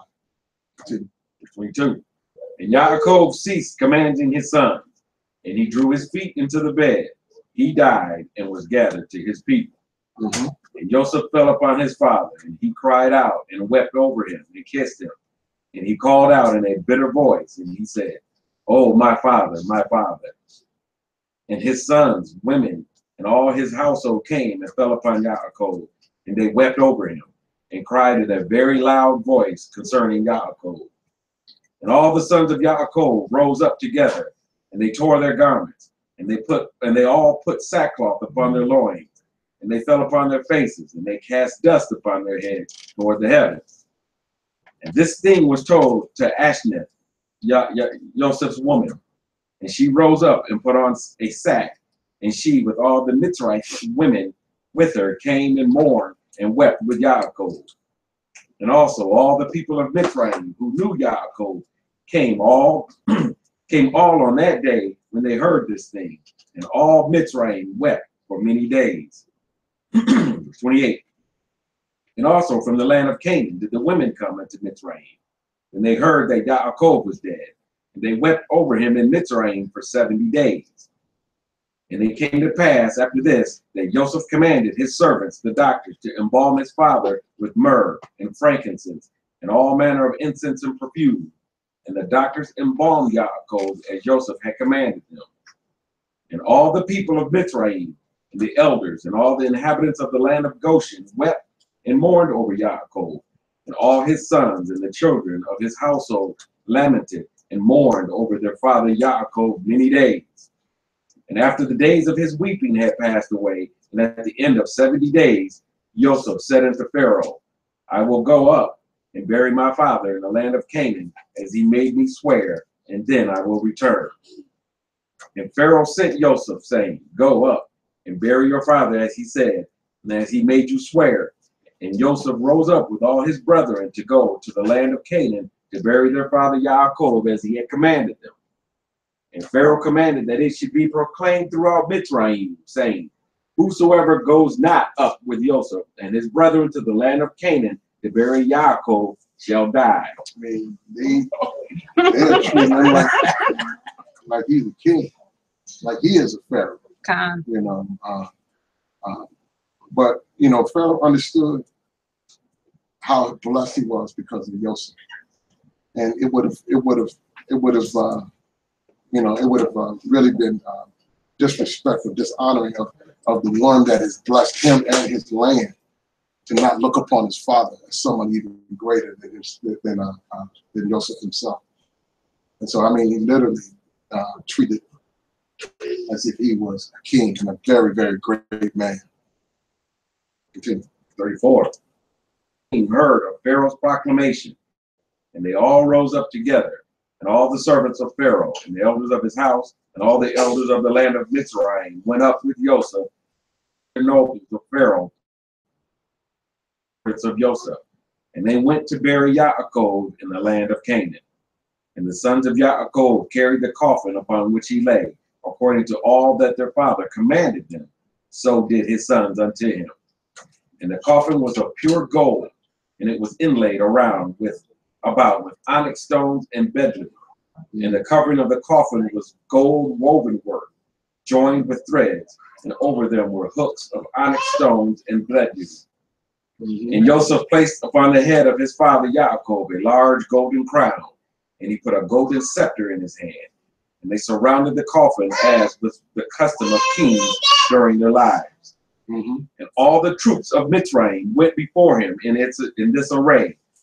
At first, all the mighty men of Pharaoh and the mighty men of Joseph, and after them the rest of the inhabitants of Mitzrayim. And they were all girded with swords and equipped with coats of mail, and the trappings of war were upon them. And all the weepers and mourners went at a distance opposite to the coffin, going and weeping and lamenting, and the rest of the people went after the coffin. And Joseph and his household went together near the coffin, barefooted and weeping, and the rest of Joseph's servants went around him, ornaments upon him, and they were all armed with their weapons of war. 50 of Yaakov's servants went in front of the coffin. The robe, myrrh, and aloes, perfume, and all the sons of Yaakov that carried the coffin walked upon the perfumery. And the servants of Yaakov went before them, strewing the perfume along the road. So went up with a heavy camp after this manner every day until they reached the land of Canaan. And they came to the threshing floor of Atad, which was on the other side of the Jordan. And they mourned an exceeding great and heavy mourning in that place. And all the kings of Canaan of this thing, and they all went forth, each man from his house, 31 kings of Canaan, and they all came with their men to mourn and weep over Yaakov. 31 kings. They didn't come alone.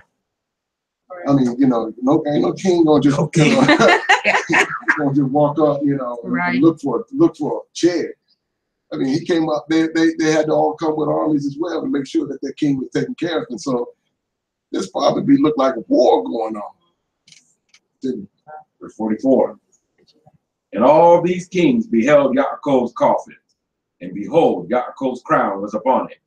And they also put their crowns upon the coffin, and encircled it with crowns.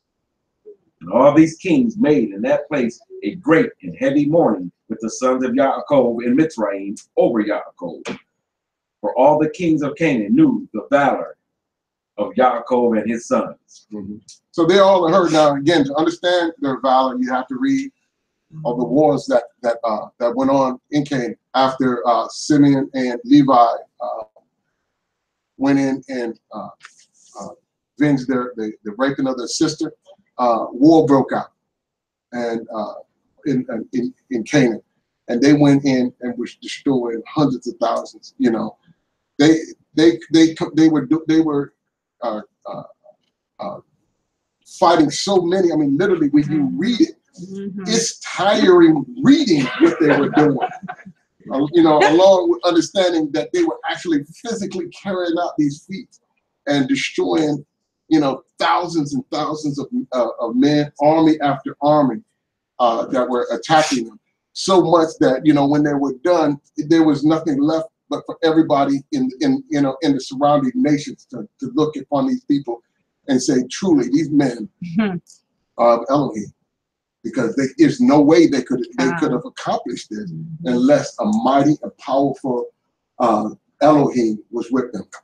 Continue. Verse 46. And the report reached Esau, saying, Yaakov died in Mitzrayim, and his sons and all Mitzrayim are conveying him to the land of Canaan to bury him. And Esau heard this thing, he was dwelling in Mount Seir. And he rose up with his sons and all his people and all his household, a people exceedingly great. And they came to mourn and weep over Yaakov.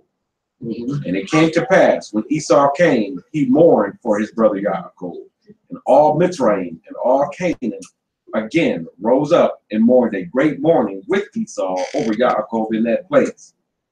And Joseph and his brethren brought their father Yaakov from that place. And they went to Chevron to bury Yaakov in the cave by his fathers. And they came unto Kiryat Arba to the cave. And as they came, Esau stood with his sons against Joseph and his brethren as a hindrance in the cave, saying, So now Esau is standing as a hindrance. Now he mourned the death of his brother, but Esau had an agenda. Esau still was very sore about issues that went on between him and his brother. And even though, he lost his birthright because he sold it and then turned around and wanted to redeem it, that didn't work for him. And then when when their father was buried, they agreed. They made agreements, and now he is going to show that he's not even going to want to honor that agreement. And so he is opposed. Has always been in opposition of his brother Yaakov. What verse we on? 50. The end of 50. The hindrance of the cave, saying, Yaakov shall not be buried therein, for it belongs to us and to our father. And Joseph and his brethren heard the words of Esau's sons, and they were exceedingly wroth. And Joseph approached unto Esau, saying, what is this thing which they have spoken? Surely my father Yaakov bought it from you for great riches after the death of Yitzhak.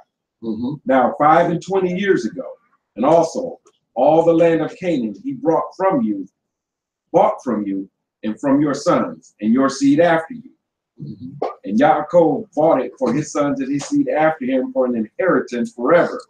And why speak you these things this day? So Joseph is not, again, rehearsing all that the agreement that was done when Yitzhak was buried. Because they settled the difference between the two. Here the father, our father has passed away, and he's passed away with great wealth. And he's saying, okay, you take everything that he possessed physically. I'll just take what's been promised to us. And you can have, the rest. And that seemed to satisfy Esau at the time. But Esau is still always going to be agitated. He's always going to be irritated and wanting to get more and than what is due to him. And now Yaakov is passed on, and he's brought all of his army and all of his men. This belongs to us. 53. And Esau answered, saying, you speak falsely and utter lies. For I sold not anything belonging to me in all this land, as you say. Neither did my brother Yaakov buy anything belonging to me in this land. And Esau spoke these things in order to deceive Joseph with his words. For Esau knew that Joseph was not present in those days when Esau sold all belonging to him in the land of Canaan to Yaakov. And Joseph said unto Esau, surely my father inserted these things with you in the record of purchase, and testified the record with witnesses. And behold, it is with us in Mitzrayim. So he's letting them know, you can't deceive me, because we got records and names of the witnesses that were there that took place when this agreement happened. Continue. 56. And Esau answered, saying unto him, bring the record. All that you will find in the record, so will we do. We figured it's gonna take y'all days, maybe even a month to get back here. I can get that. The Most High is with his people. He has always said that you're gonna be high above all the other people. Understand that he is not subject to his creation, nor will his people ultimately be subject to this creation. He has shown us that over and over and over and over again. And we had and we saw that in Hamashiach when he was here. He was not subject to creation. When somebody was blind and they came to him in faith, he opened their eyes. If they were deaf, their ears were open. When they were hungry, he fed them with Fish and 2 loaves of bread. fish and biscuits, and so when they walked, when he showed up walking on water, Peter walked on water as well.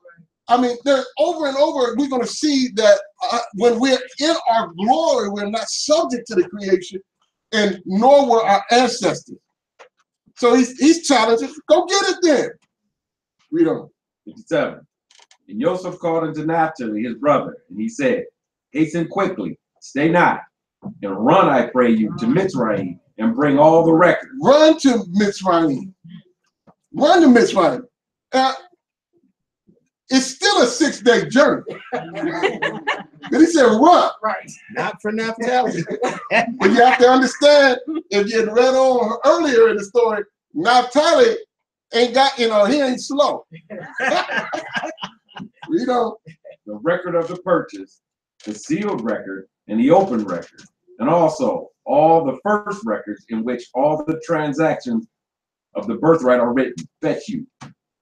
And you shall bring them unto us hither, that we may know from them all the words of Esau and his sons which they spoke this day. Mm-hmm.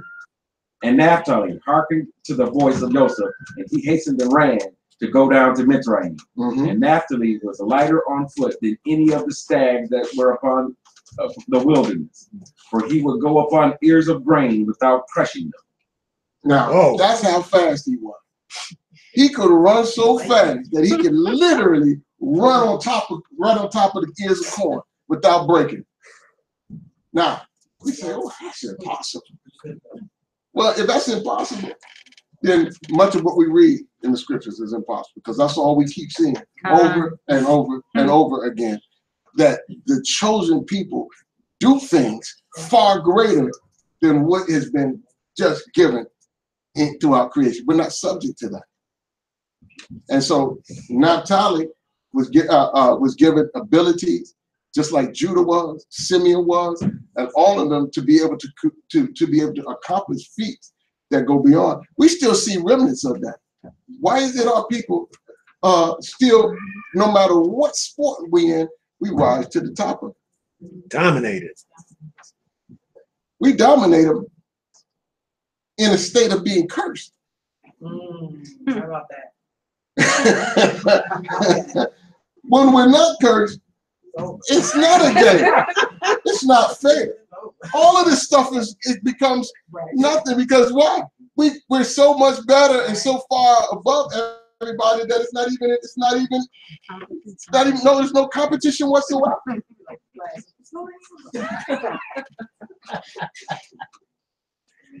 Hallelujah.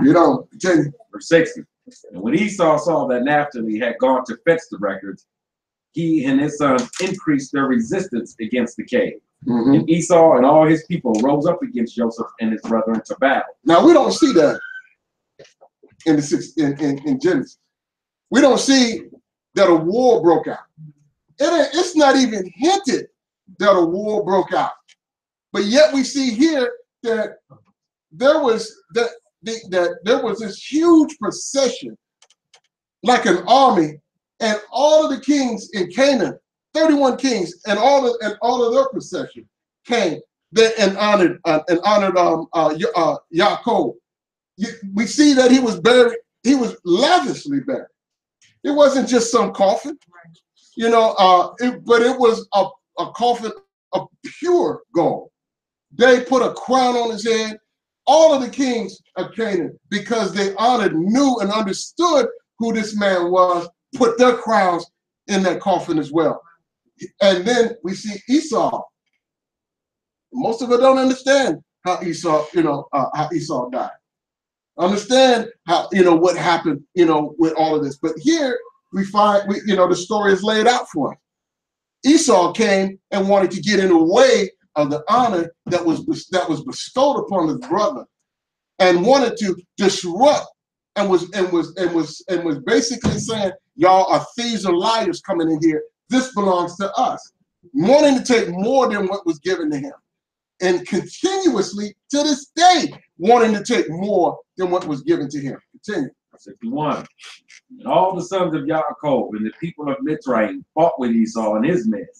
And the sons of Esau and his people were smitten before the sons of Yaakov. And the sons of Yaakov slew of Esau's people 40 men. Right off the bat, they started falling.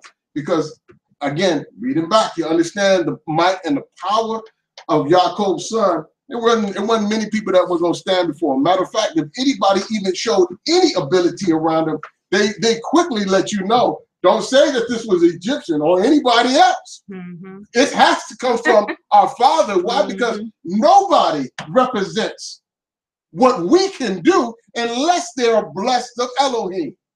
So when they laid eyes and they experienced what Manasseh and Ephraim could do, they immediately don't say that these are Egyptians, because they're not. It can't be Egyptian. This has to be somebody from our father's lineage. Continue. 62. And Hushim, the son of Dan, the son of Yaakov, was at that time with Yaakov's sons, but he was about 100 cubits distance from that place of battle, where he remained with the children of Yaakov's sons by Yaakov's coffin to guard it. And Hushim was dumb and deaf. Now, he's their gardener. It's pure gold. They know what's getting. They know what war is coming out. But this dude, even though he was dumb, deaf, and couldn't speak, and he was deaf, he's guarded. He wasn't no weakling. He wasn't somebody that was, to be toyed with. So because he's guarded. He's guarded. Continue. Still, he understood the voice of consternation amongst men. So he's looking around and he's seeing all this stuff going on. He might not be able to hear it. He might not be able to verbally express what's going on. But I understand when I see conflict.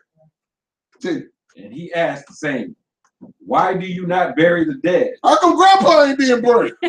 Right. We here paying Grandpa. Y'all ain't burying Grandpa. What's going on? Right. What's the holdup? We supposed to be putting them in here. Continue. And what is this great consternation? And they answered him the words of Esau and his sons.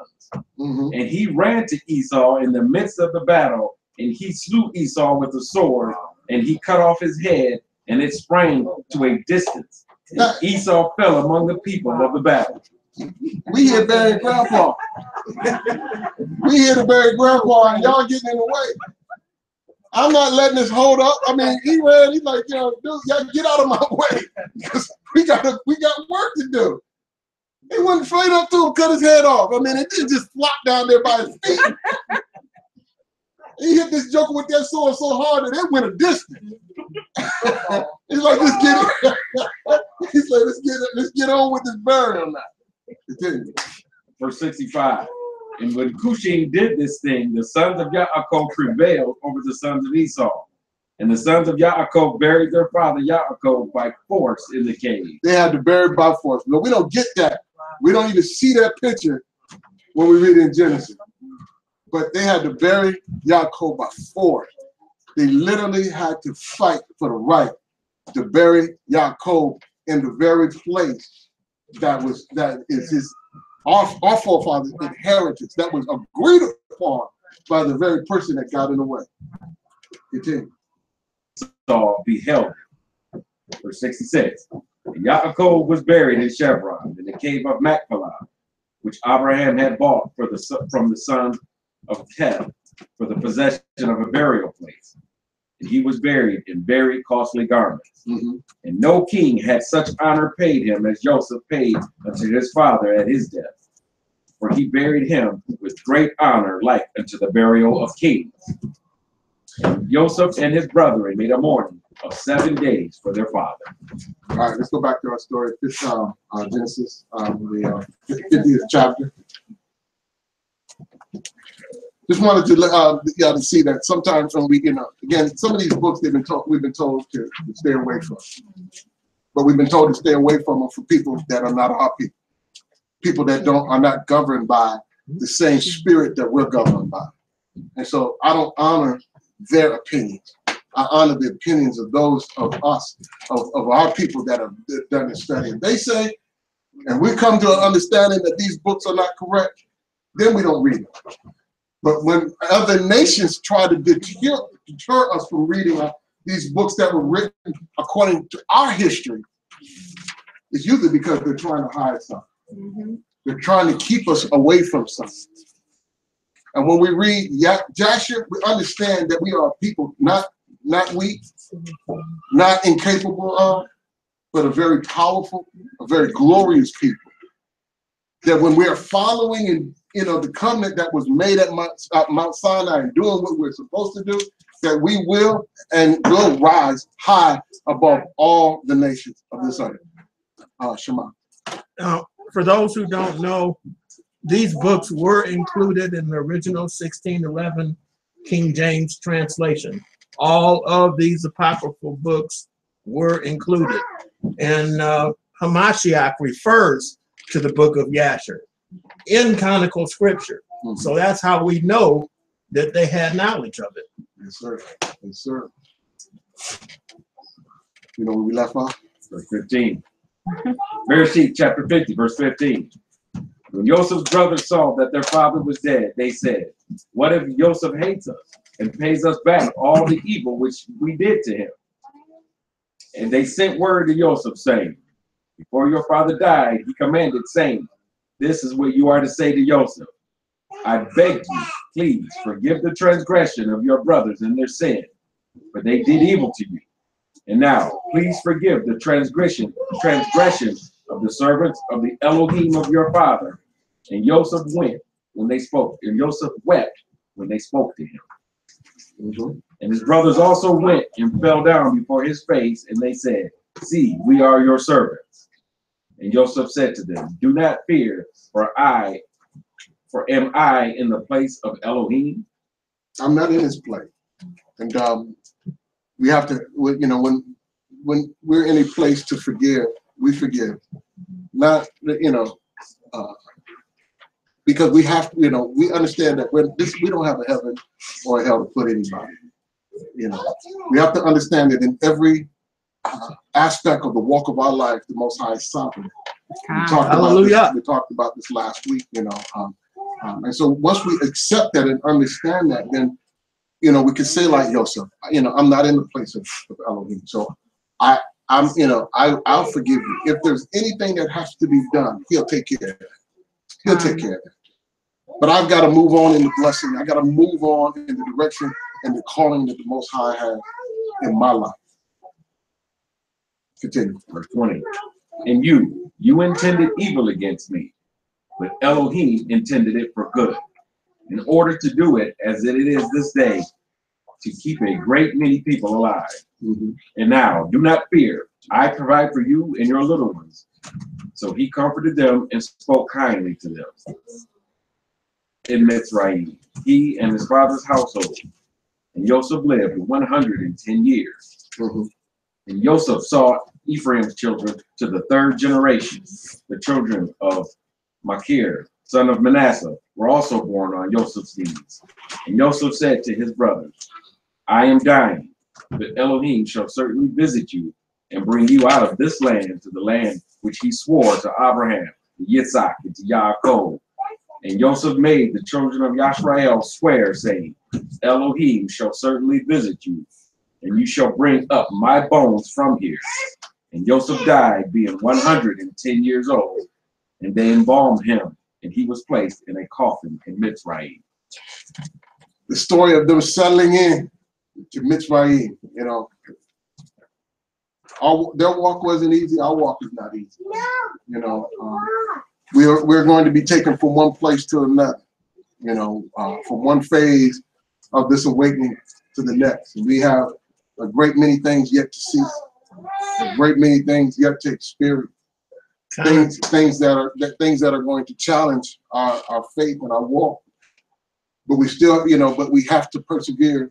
And when we look in the book of Hebrews, and it talks about how Mashiach was able to accomplish all that he accomplished, he wasn't looking at what was happening to him at that point. His focus was on what was ahead, the joy that was set before him. This should be our strength. When it looks like, because when this place, this Babylon, begins to suffer the wrath of the Most High, it's going to bring we're going to visually see things that are going to be traumatic. But we've got to remember who we are and where we're going and why these things are occurring. And this is why I say that we must continuously try to separate our hearts from this nation. We're not fighting against it, because we don't, to follow his laws doesn't mean to break the laws of this country. To follow his laws actually are above the laws of this country. So we're not here to break their laws or to cause a conflict between them. But we follow his laws, and in following his laws, we just don't participate in the things that are legally acceptable in this land. Just because a man can marry a man, that doesn't change the Most High's law. Hallelujah. His laws are higher above the laws of this land.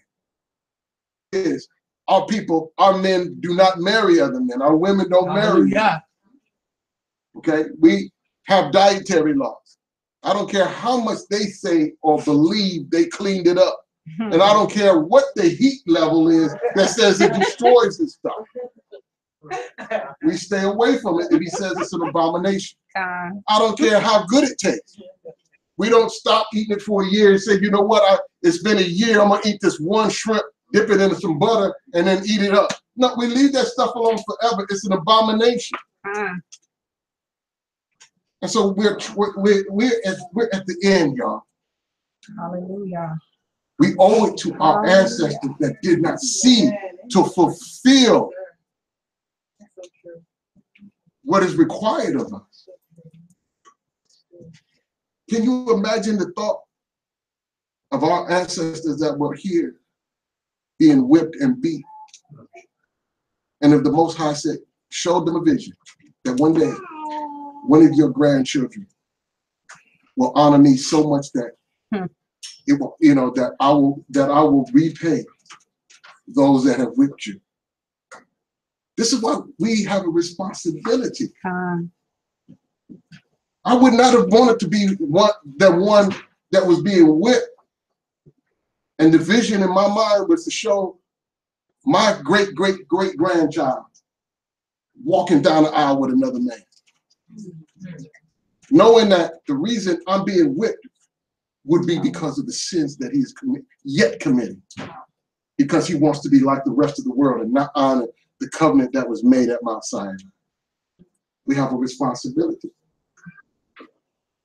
As we settle into this day, waiting for what the Most High has for us tomorrow, we have to have a focus and a drive to be obedient as much as we can and to raise our children as Joseph was trying to raise his children, to teach them those things that his father was teaching his brothers and his brothers' sons because of those things that he missed out. I need my sons to learn and to grow up with this understanding. And just like my father, do not leave me here. I may be second in charge here, but this is not home. Our home has been promised to us. And for all of us, we need to be, that's where our focus needs to be. This is why when we pray, when we look to the east, because that's where our heart is at. To our homeland, not here, but to the land that was promised to our forefathers. And one day we will be there. And we will reap the benefits and the blessings that were promised to them. And when we get there, we're not going to see a desert, but we're going to see a land that is going to flourish. The scripture said that it's going to flourish so much that the world will say it is Eden. They're going to see it as it is Eden. Hallelujah. Meaning that it's going to be the most beautiful thing they had ever seen. This time we'll open it up for questions, comments, and concerns. Those that are online, they're free to ask questions. I know sometimes our questions can get lengthy. I'm not putting a time limit on, so I mean, I like questions and answers. I got Morris Shema here. If I can't answer something, I trust he'll be able to assist, and Zach and Perry Gill to be able to, these brothers that are well studied in the scriptures to be able to fill in those areas that we can't. But this is the time that we could kind of share as a group and just, talk about those things that have been on our hearts. If there's something in our lesson that really has sparked up an interest, then let's ask that question. I saw your hand. I just wanted to say this is actually my first time reading anything from the Apocrypha. Mm-hmm. So like my mom and I were looking at each other and we're like, oh, okay. But I just wanted to make a comment that it kind of blew my mind. Like, okay, so when you think about like different scriptures to say like God, Jacob have I loved, Esau have I hated, and things like that. The nerve, like if you like visualizing like all of these different people and all like 31 things and all these different people, they're like you have to have so much nerve, like to come up and interrupt something like that at a funeral, and you're like, oh my brother, and then you're like, oh wait, but you can't bury him here, right? And he's alive.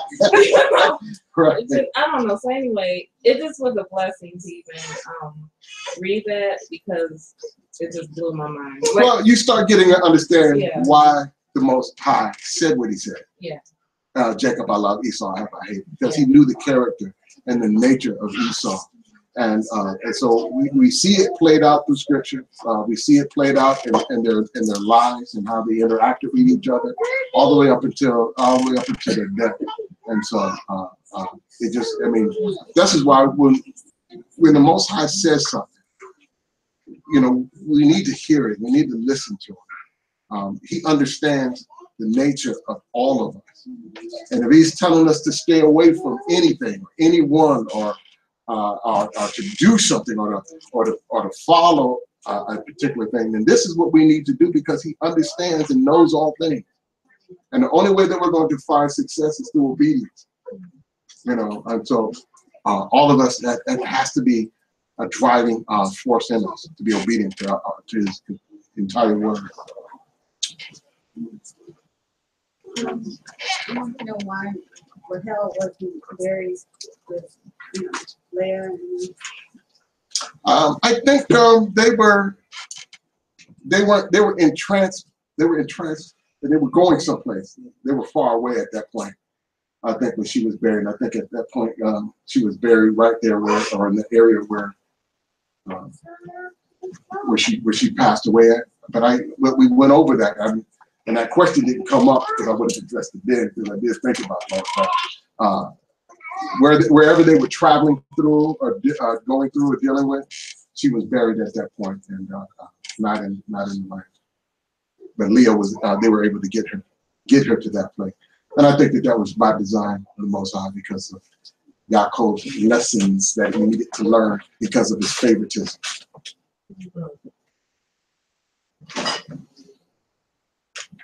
Yes, I always love your question. It's a statement. Jacob took Manasseh and Ephraim and said that these are mine, and remind me how my grandmother never said that they would take the first grandbaby, the grandmother would take the first grandbaby, make that child their child. So.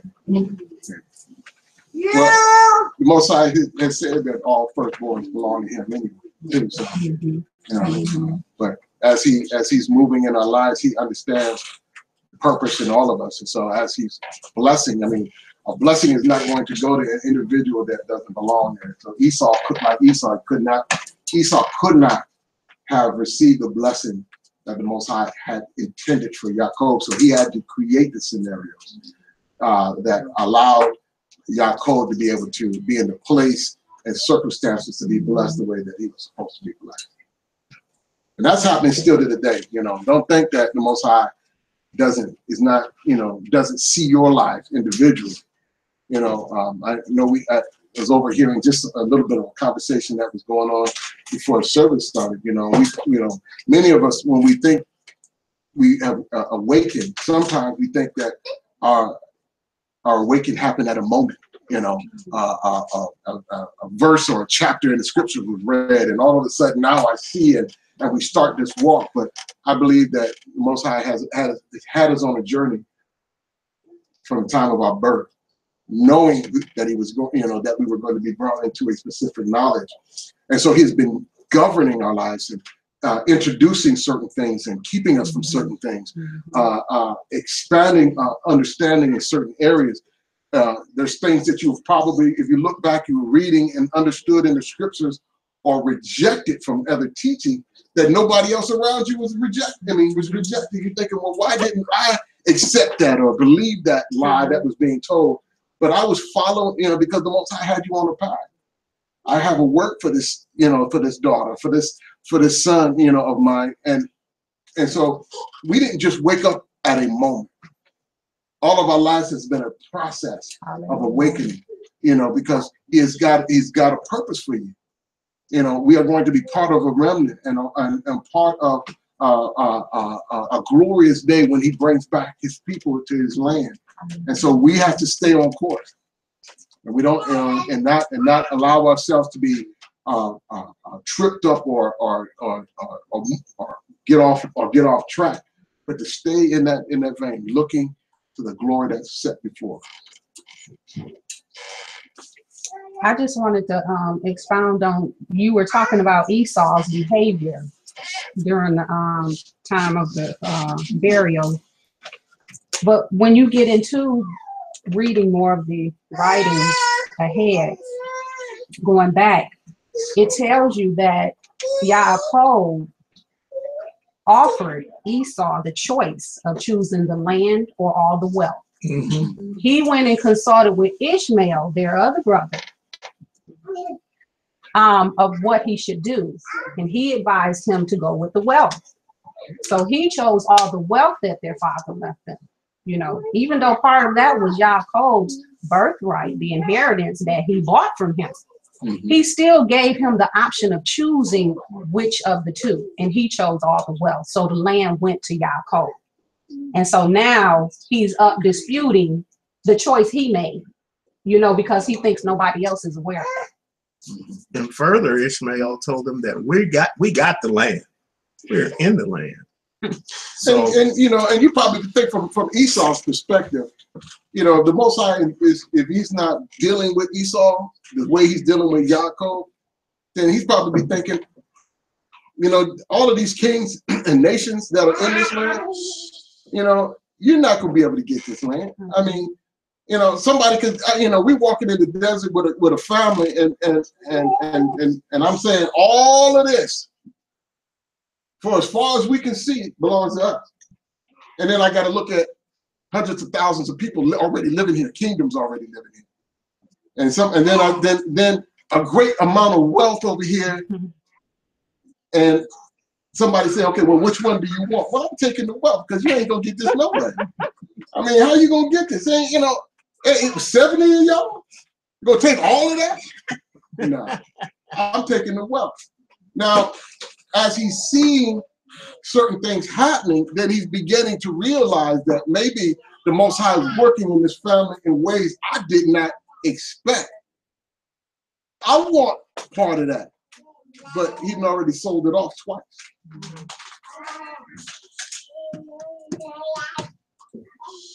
Hallelujah. Harry, you ain't got no comment. I didn't want to mispeak, so I was double checking, I was fact checking. Oh, okay. Regarding the burial of nature, because even though she didn't get buried in the cave, it was still an honorable burial. Yeah. Being buried in Bethlehem. Yeah. Even though he wasn't in her lineage, was still a honorable burial. So that's why that's what I was thinking. I always know you got something good. And that still was in the promised land. It's still in the land. Still in the land. Absolutely. Absolutely. Well, I didn't study to speak today, and I didn't know that I was going to speak until 20 minutes before I got here. But just as it was the last time I spoke, it's always an honor to speak to this Mishpachah. I've really grown to love everybody on this side of the state. And so for me to be amongst y'all, to be able to speak and to share what the Most High puts on my heart is always an honor to me. And so I look forward to the next time. I look forward to, for y'all, when y'all come to visit us on the west side of the state. We try to do this once a month to come visit Shema, and then he comes and brings those that want to come along with them to visit us. And so we get an opportunity to fellowship twice a month. And so those that, it's always a blessing for me to hear him pick that guitar. I love how he, with the Most High has given him the gifts. So we've grown close together, close. We will continue growing closer, as we even, search land to be, to get involved in, the community. So once again, thank you for your patience with my. I know I'm long-winded.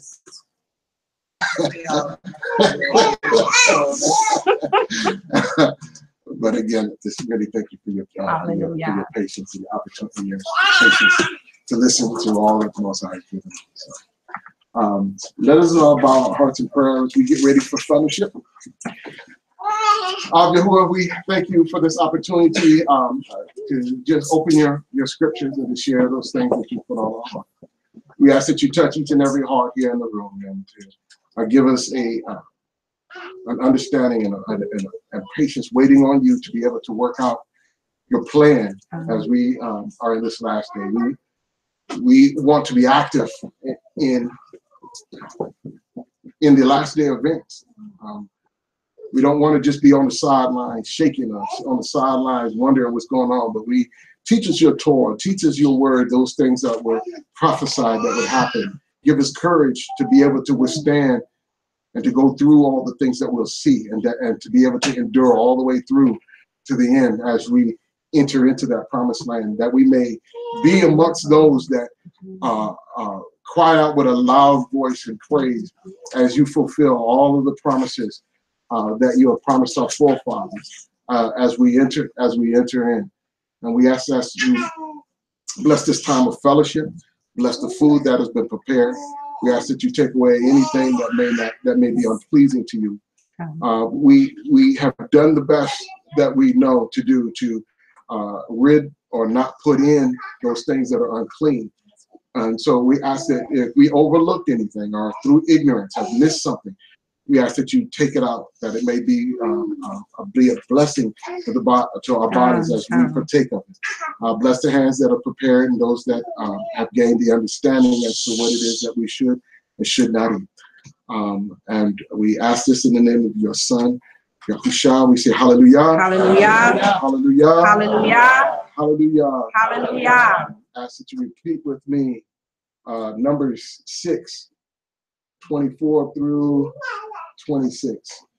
Yahuwah bless you and guard you. Yahuwah bless you and guard you. Yahuwah make his face shine upon you. Yahuwah make his face shine upon you. Show favor to you.